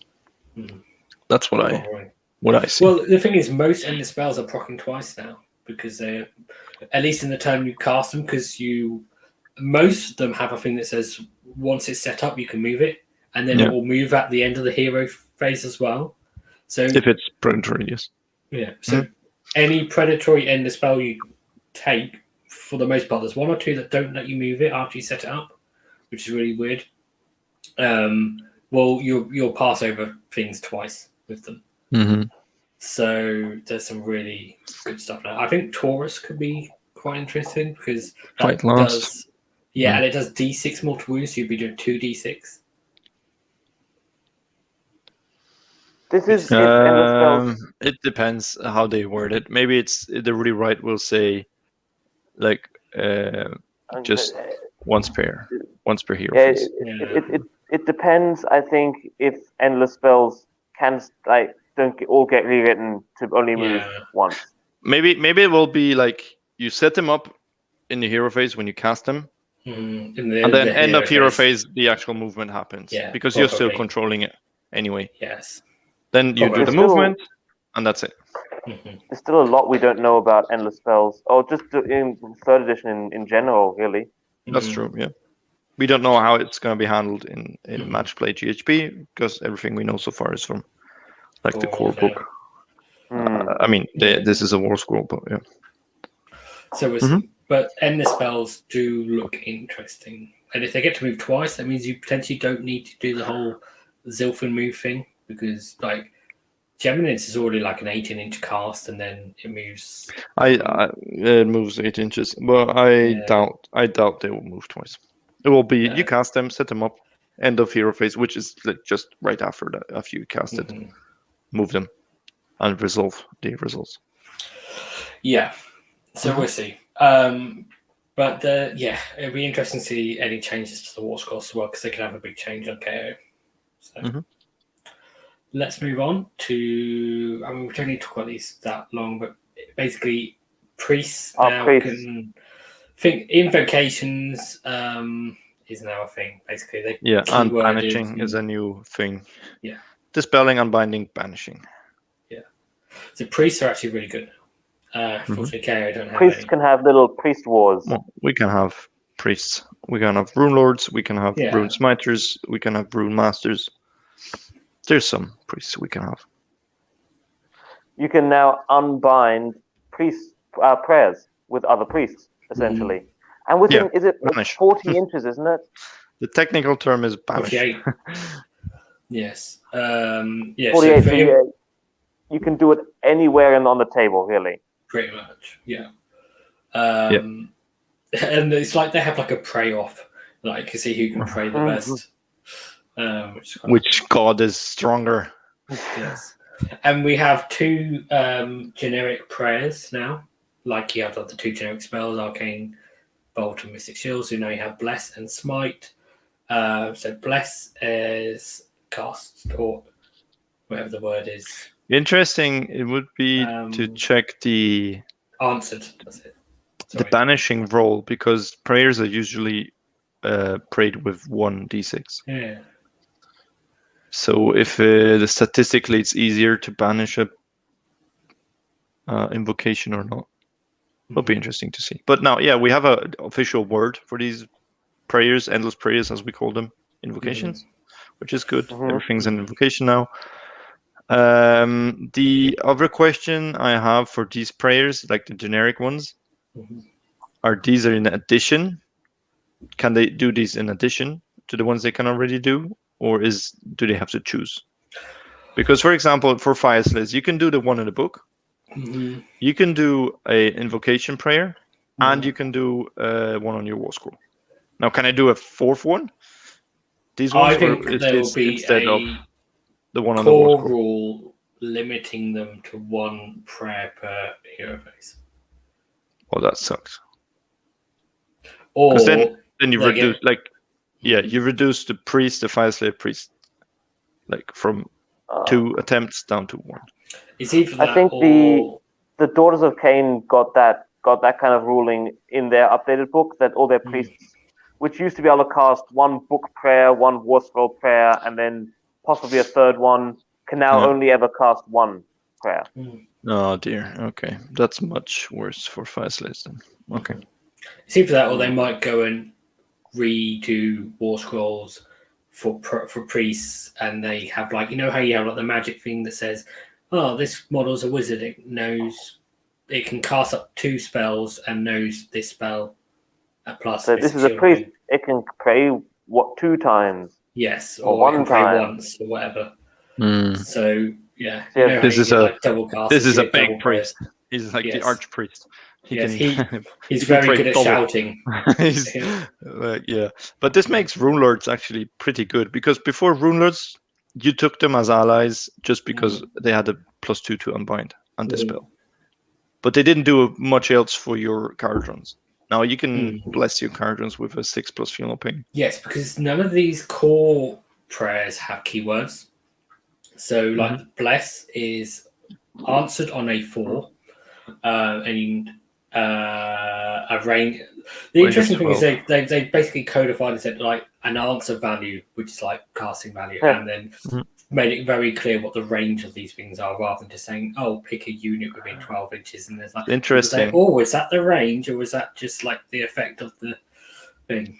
So they made it very clear. It's interesting because the Rune Lord can already do that, the 6+ Funeral Pain for Dispossessed, but on a 2+ instead on a 4+. So because KO doesn't have much access to protection to mortal wounds, so this could be interesting. I mean, a 6+ is still not amazing, and wholly within 12. No, within 12, range of 12. Yeah, it just says a range, but when it's picky. It's like a spell. It's just within. And Smite, it has 48-inch range and a value of 2, which is okay. That's normal for praise. Some are 3, some are 4, but some are 2. The Dispossessed ones, they're all 2. But it can only target an enemy priest. Yeah, you can snipe priest. 1 mortal wound, but okay, I don't know. 1 mortal priest wound. Wars. They're just going to pray at each other. War shrines and stuff like that. But... So, I mean, I don't know. If it's a 6, D3, I don't know if you'll ever use Smite. None of this is making me go, I really want to ally in a Rune Lord. But... Yeah, the 4. Why is the answer value 4 for the 6+ Funeral Pain? It's just... It's quite high. I can have it in my cities area on a 2+. And already there, it's not that good. Maybe put it on a ship. Yeah, maybe. I don't know. Or a unit. Some Thunderers, you want to -2 to hit, +1 save, 6+ Funeral Pain kind of thing. Maybe, I don't know. It's 90 points for a Rune Lord. And you can build battalions with him. Yeah, they can go in the battalion, so we think they might be able to. Okay, so I think this is the last slide I have. So we've seen a couple of Battleplans. I've only pitched 1 because I think the only thing that's really interesting about it is the strategies. and the score. grand strategies. Yes, so it's we can use one battle plan to kind of talk about all the potential changes here. Again, it's looking like AOS is moving towards a very 40k-esque kind of gameplay. With if you hold one objective, score 1 point. If you hold two objectives, score an extra point. If you hold more objectives than your opponent, score an extra point. It's this very dynamic back and forth kind of gameplay where you're going to like have a list of like here are your grand strategies and here are your primary objectives, and in this turn I score 3 primary objective points and 2 secondary objective points, and it's gonna just it's a lot of bookkeeping. It's a lot more bookkeeping for to score instead of just having these continuous objectives that you have to look out for. Well, I think the grand strategies basically these are auxiliaries, yeah. And it's just now that they give you points towards 3 more points, towards the actual battle rather than which is they have more impact. That's good. So they're quite interesting. And this one is you get this one. The only one we've seen is you get it if you have a battle line unit from your army that's still alive at the end of the game. Yep. And that's everything. Is there anything we've missed? That's everything I prepared. There was something. Was this grand strategies or was it? There was some extra things like stratagems. Score 2 victory points if you completed the battle tactic you picked that turn. So on page 340. Yes, so, we haven't seen that yet. We haven't seen what a battle tactic is.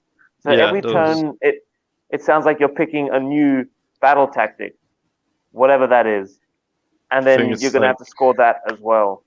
Things like I don't know how exactly stratagems work, but it seems something similar in like 40k, you pick 3 secondary objectives at the start of the game once you've seen your opponent's army, and then you get points throughout each turn based on based on what secondaries you pick, which would be your grand strategy usually. And then this battle tactic, feels very new. Yeah, I think there would be like a few different ones to choose from, and you just choose at the beginning of your turn.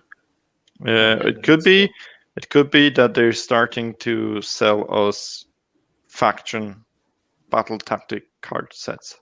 Oh, no doubt there's going to be faction-specific grand strategies and battle tactics. Yeah, so it's a set of, like we see in 40k, I think they have these card boxes for each army, and they have like special ones, obviously like tailored to the army that you can fulfill or like do, or I don't know. Like I think there will be some generic ones. I think there'll be things like there'll be generic ones, and then there'll be like I don't know, 10 generic ones, and then there will be 20 specific ones.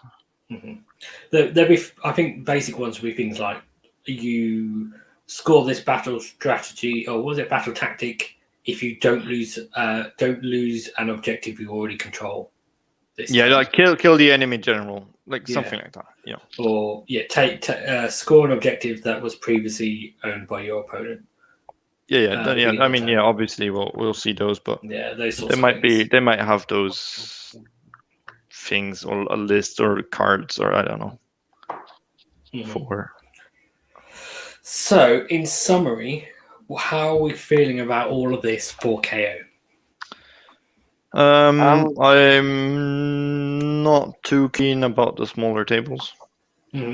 If the rumor of big points increases is true, and we are seeing this, Nagash at 900 something points, Archeon. What was the exact phrasing of that rumor?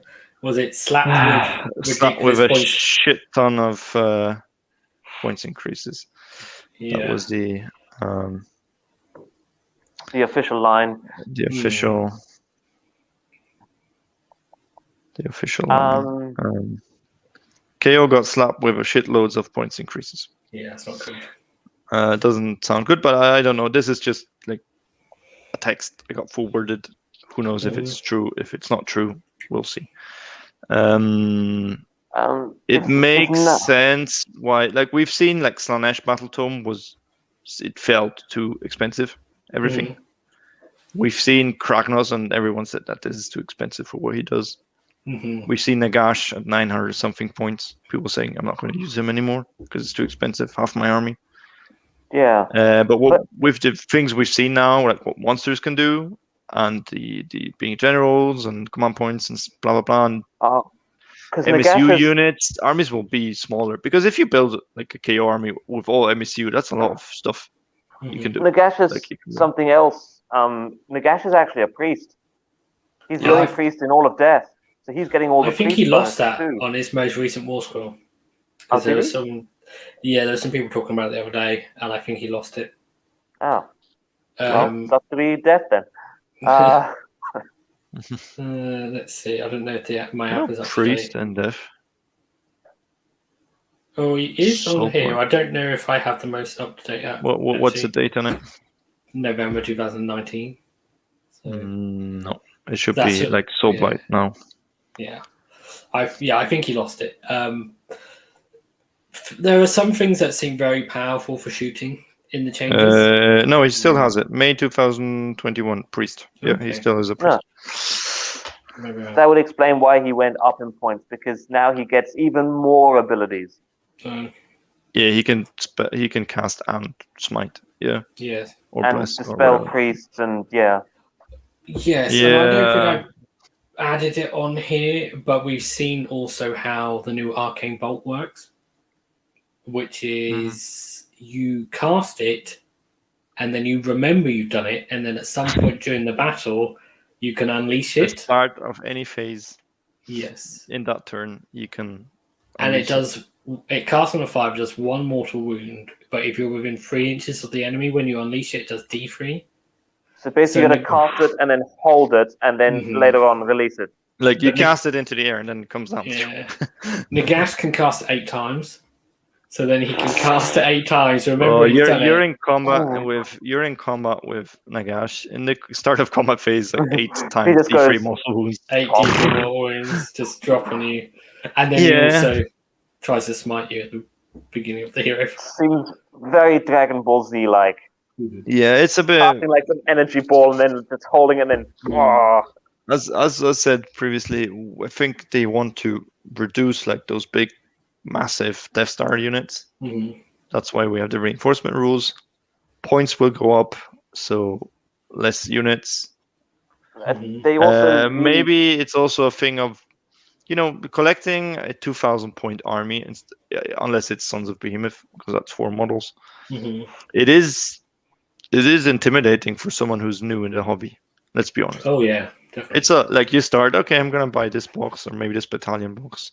Okay, I'm gonna paint this and this, and oh great, I have like what now 500 points, and to play like match play, standard tournament play, you need this and this and this and this and this and this, and that's a lot of stuff. So maybe they're trying to get the size of the army a bit down, so people play.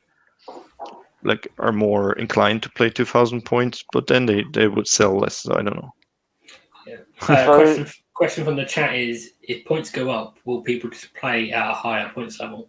I was just about to ask that. Yeah, if points go up that much, are we going to play 3,000 point games now? I don't think so. Because the whole game is balanced around 2,000 points. So if you play 2,000 point games now, it just doesn't work as well. And I feel it's going to be the same. It's going to be just 3,000 points. That's like a lot of stuff on a smaller board.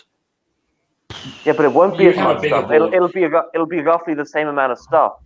Because the board for 3,000. Yeah, I don't think we'll get a 50% increase in points. But I mean, we'll have to see where points go. But my current thinking is Thunderers look fun in this. Thunderers always look fun. But tens of Thunders. Yeah. What you should do, take 2 squads, 10 Thunders, put them in an Ironclad, surround them with Arcanauts. Good list. Mm-hmm. My list hasn't changed. As of this is no 2 points instead changes. of 120. Yeah. As of no points changes, my list is still 4 drops and has all the same stuff in it. It's just 2 blocks of 10 instead of 1 block of 20. Yeah. My list doesn't work anymore. Yeah. It's its own list. My Fring list. No, it doesn't work anymore because 20 Hearthguard Berserkers. My Jaws of Mork list. Yeah, that works. Yeah, my custom Skyport list I was playing recently doesn't work anymore except 12 riggers. Oh, that's why. That's why Max obliterated you, because you're playing custom Skyport. No. No, he wasn't. He was playing Zilfin meta. Me and Max have had 2 games recently. When I played my custom Skyport, I beat Max, and then I tried doing the whole Soul Screen Bridge thing with Thunderers because I thought, Thunderers are going to be good in the new AOS 3. Let's see how they work at the moment. And spoiler, they didn't. At the moment, you don't get Unleash Hell, so they're not as good. They're not that good at the moment. But, they're not that good when they get charged with 20 Hearthguard Berserkers. Yeah, they did survive for a while. They did because of -2 to hit. Yeah, that's true. Yeah. But and to be fair, you kept out of the -2 for a lot because of the 2-inch range. You were mostly only -1.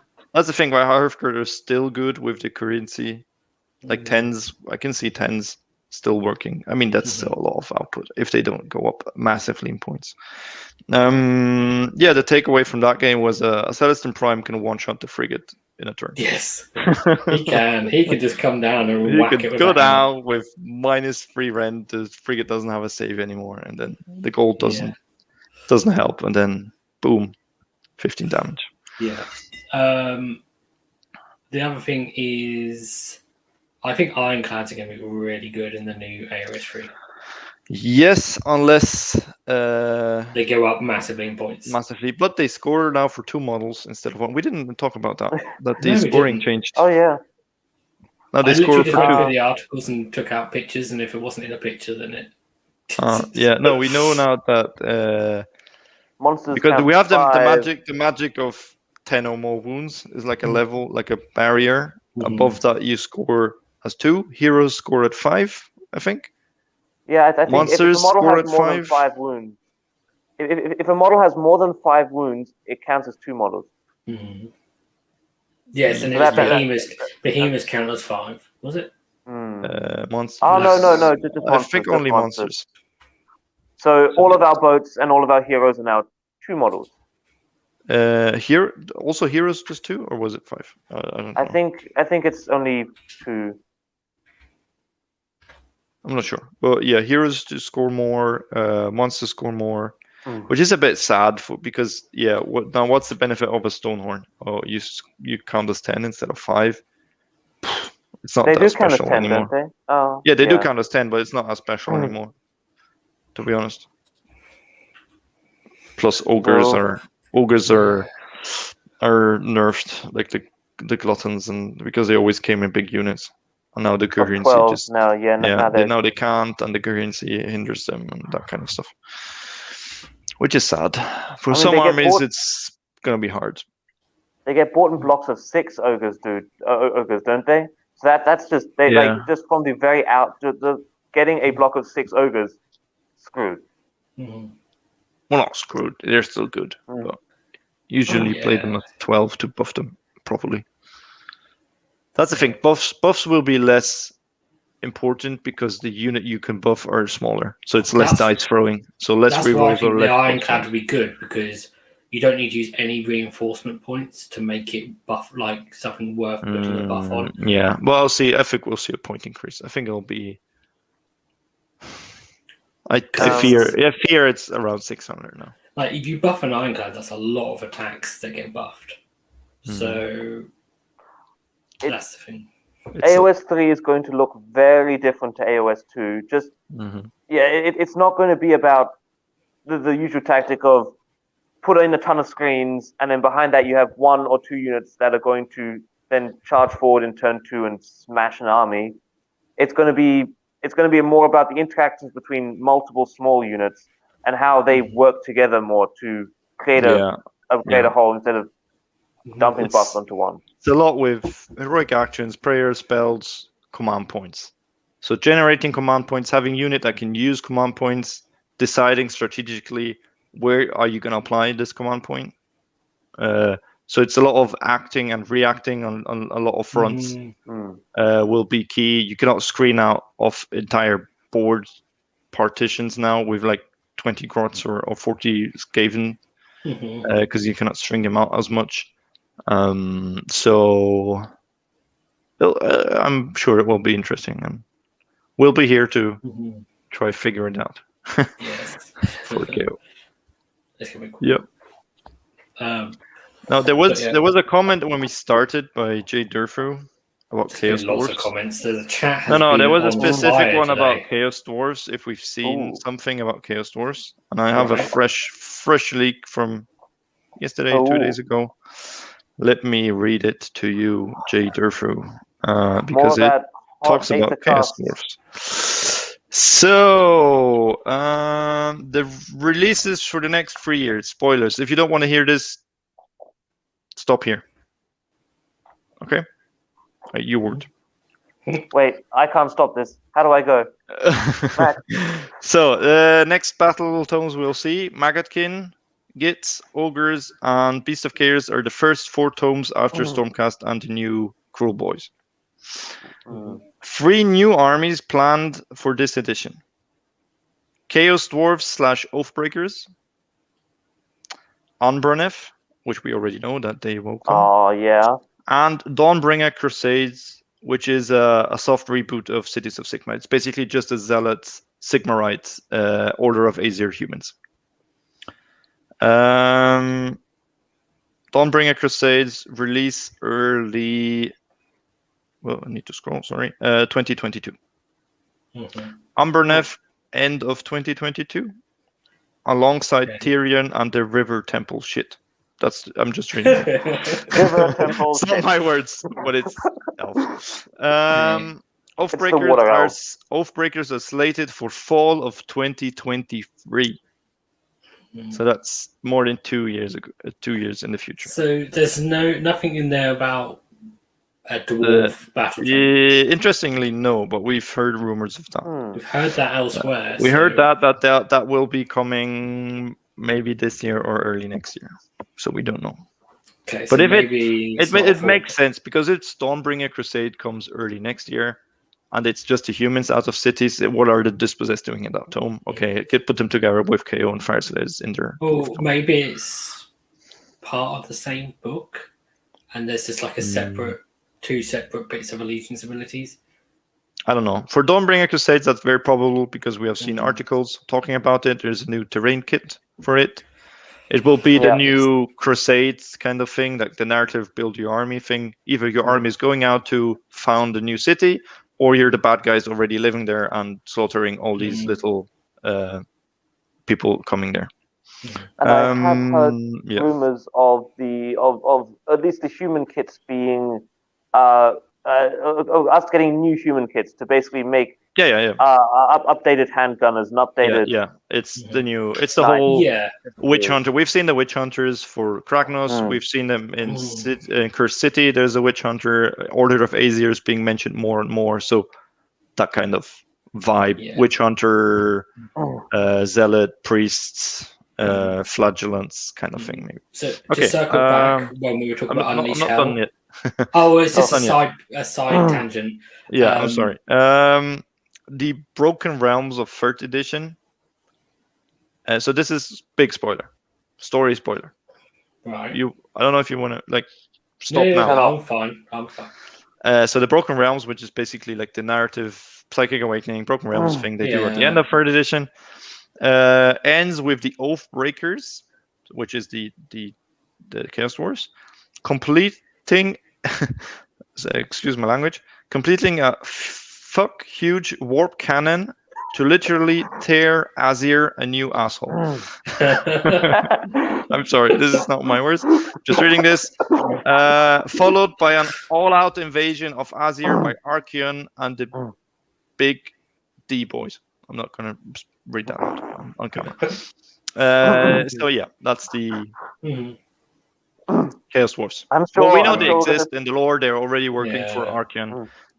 We've seen them. Oathbreakers. Yeah, they're coming. They canceled the whole Forge World Legion of Asgore stuff. So yeah, that's happening. Okay, that sounds cool. But it's far away, 2 years or more. Who knows? It's dwarves being badass, so I'm gonna go with that. How reliable are these rumors? Is this take with like all of the salt, or is this? That's pretty good. I don't know from whom this is. There's some more stuff about spiders and kits and stuff, which is not of interest for us. That they're getting like a little new kit, and there's gonna be new Doom Bolts, new Bulgors, new Jabberslife,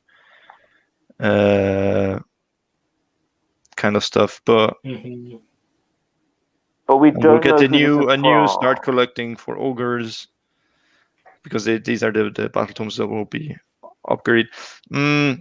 It's a rumor. Leave it there. Yeah. It's a rumor. I don't know where it's from. From who it is. Sense to me.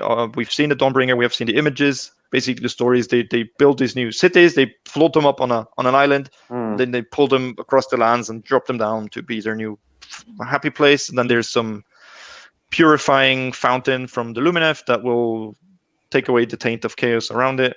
We've read that. We've seen the kit. There's some new terrain coming.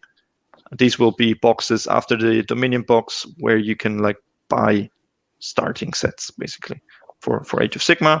And there's a lot of Kharadrons, and they have free Endrin ships. We've seen in the pictures. They're in the lore now. We want them. Well, I mean, where are they? We already have kits of free Endrin ships, because all of the Ironclad has free Endrins. No, these have big ones. Big Endrins, yeah. I think there's artistic license there. Big battleships, and the amount of times carriers get mentioned in the plot as well. Come on, Forge World. Where are my boats? If we're getting massive points increases, then how do you fit a carrier in? It just doesn't happen. One army, a special rule. One army. It just goes. You won. Congratulations. The thing I was going to mention a minute ago was, is that rumor about handgunners getting a new kit? These kits are old. Yeah. Like handgunners, crossbowmen, the normal guards. 6th edition fantasy. They're like from 20 years ago. But what I was going to say is, we talked about, what about Unleash Hell, and that they already have that on their war scroll. Well, they get a new kit, they get a new war scroll. Obviously, they get a new book. Yeah, they might. That fixes that problem potentially. It will be a problem.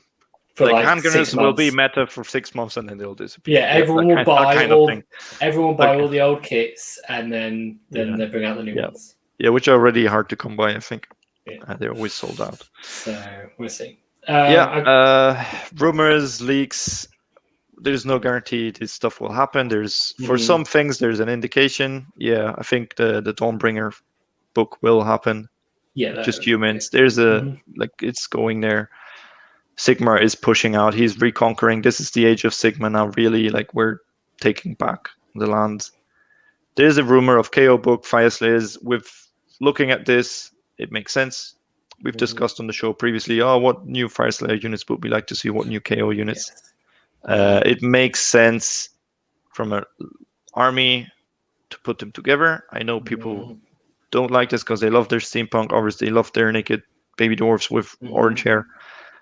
Personally, I don't mind. I just hope Dispossessed get a place in that, because if not, I have a second army I cannot use anymore. Come on, GW, don't do this to me. One thing I add are still good. Is Chronicles of the Wanderer. We get the last installment of that in the next White Dwarf, which happens to coincide with the release of AOS 3. which I don't think was planned. Maybe not. Because we had some delays for White Dwarf last year, so maybe it should have come out earlier. And we know Brogni is in the book. He's in the Broken Realms books. He's appearing. He's all about. He's scared of Be'lakor. He's pardoned Morathi, which I don't. Spoilers, sorry. Hey. Which I don't understand. Maybe he's not Brogni. Maybe he's a Chaos Dwarf imposter. But because why would he? Morathi is just a great person. Just she's just a bit misunderstood. She cut off her own Shadow Sun's finger. Yeah. Okay. Well, he's Oh, she did. Yeah. So. Yeah. Hopefully. We know there is an article coming for Kharadron Overlords. Oh, yes. But not for a while. Just if it's one army per day, I think it's like 2 weeks away still. Mm-hmm. It's just because the article's not coming in a while doesn't mean they're not a priority for AOS 3. Don't panic. Come on. I was surprised that they started with like Iron Jaws. Okay, cool. I don't know how they chose it's just these articles. Yeah, there's some test players saying which units they want. I mean, this Soulblight guy said, Steve Curtis, I think it was, a nice article, but it says Black Knights are really good now. Sorry, looking at the War Scroll, they're just not good. So I don't know. Maybe there's some rules we haven't seen yet. Probably. So yeah, these articles are more like, what is the army? What does it do? Why are there grades in the new edition? But it sounds more like a sales pitch thing. Marketing. All of these articles often spoil a rule or two, though. So, I mean, they keep an all-out defense in every single one. But, that's really good for your army. Like, yes, thank you. It's good for everyone. Lee and I you remember what KO, what the AOS 2 article for KO was? Remember that? AOS 2 is really good for Kharadron Overlords because, well, you see, Stormcast can take wizards, and you can take Stormcast as allies. So that's good for you. And they lied to us about points changes because they said like gun haulers were going down 30 points, and all of the other ships the same amount or similar amount, and then the other ships went down by like 10 points. Yeah, like the Ironclad went down 10 points. We're like, really? Really? Yeah, it's like you toyed with us with 30-point decreases. And you're saying you're saying Kharadron Overlords got better because one of our allied armies, those guys, they got buffs. We didn't get buffs. We got stuff like Lookout Sir and can't shoot out of combat anymore. Yeah, but you know what I did? Buffs. Yeah, but you know what happened? I did go and buy a Knight Encounter. So. Yeah, so did I. In fact, technically I want two. But... talking about the Stormcast, there's Stormcast priests you can ally. So there's even more priests now. Yes. Yeah, there's a couple of priests we can get. That's true. Yeah, I think that's everything. We'll see what the next week brings with new leaks and new releases, new articles. There's something that it's entertaining because every day now is an Age of Sigmar article, which is cool. 4 o'clock comes around and it's like, what? What's up? What's the new drama now? Yes. 4 o'clock comes around. WhatsApp exploded, and there's a new rule that's just I open my phone in the morning. All the group chats like 89 unread messages. I don't even follow anymore. It's just like it's just Matt talking about trees again. God damn. Simpsons memes. So shout out to Matt. Hi, Matt. Hi, Matt. I don't know if he's love you. My favorite tree person. The only tree person I know. So. Okay, cool. Yeah, basically, I think we can end here. Yes. The Aethercast schedule at the moment is a bit up in the air, so we'll see what news we get. Yeah. And if there's a show to do next week or not. Or 2 weeks? Yeah, maybe not next week, but during the week later we'll have something. Some video because I'm hosting a small AOS 2 farewell tournament at the club. We're allowed to do that, 10 people. So yeah, it's a free games, 1 day, 10 people thing. So far, I think it's just me with KO, but some other dwarves involved. Maybe I'll just talk about my games or something. Okay. No. Yeah, we're in a bit of some pictures, some videos. Yeah. Awkward, like waiting for AOS 3 situation at the moment. Yeah. But then once it comes, we can, we go back through all the skyports and. Yeah, you can. I'll be in my AOS 2 bubble. We might have to just like kick you off Oh the yeah. Yeah. Well, yeah. I'm going to go do that AOS 2 farewell tournament right now. Cool. Well, that's awesome. Well, good luck. Good luck. What are you bringing? Your standard list? No, I'm gonna play that list that I wanted to play. The 2-drop thing with 120 Arcanauts, 3 frigates, and an admiral. It's gonna be fun. Yes. I'm never gonna be able to play it again. Do it. Yeah, do it.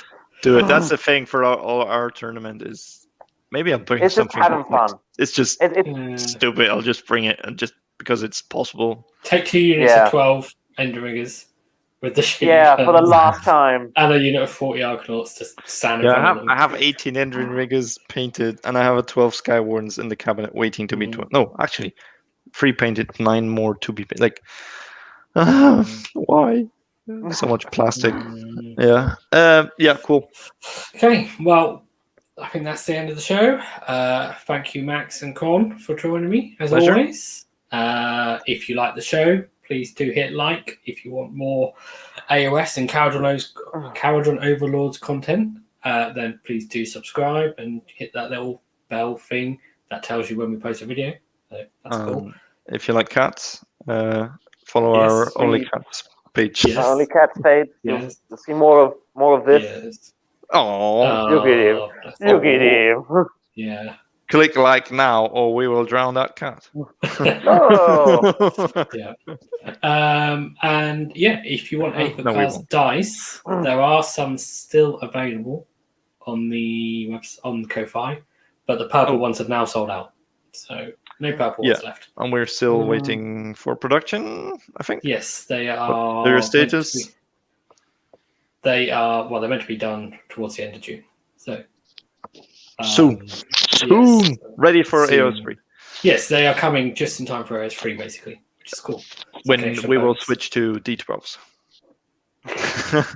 Hopefully not. We just rolled 2 dice. Hey, it'll give us one reason. If we switch to D12s, then what that means is you bought half as many Aethercast dice as you needed. But there we go. Exactly. Cool. So thank you for watching, everyone. Oh, sorry, go on. Oh, that's it's not like you use D12s for anything else. Not even D&D used D12s. You can use those. Apocalypse 40k uses D12s. We even place that. I don't know. All right. Let's end it. Bye bye. Let me know when you find someone. Thanks for everyone. Thanks for whatever words that make sense. Goodbye, everyone. Bye. Bye.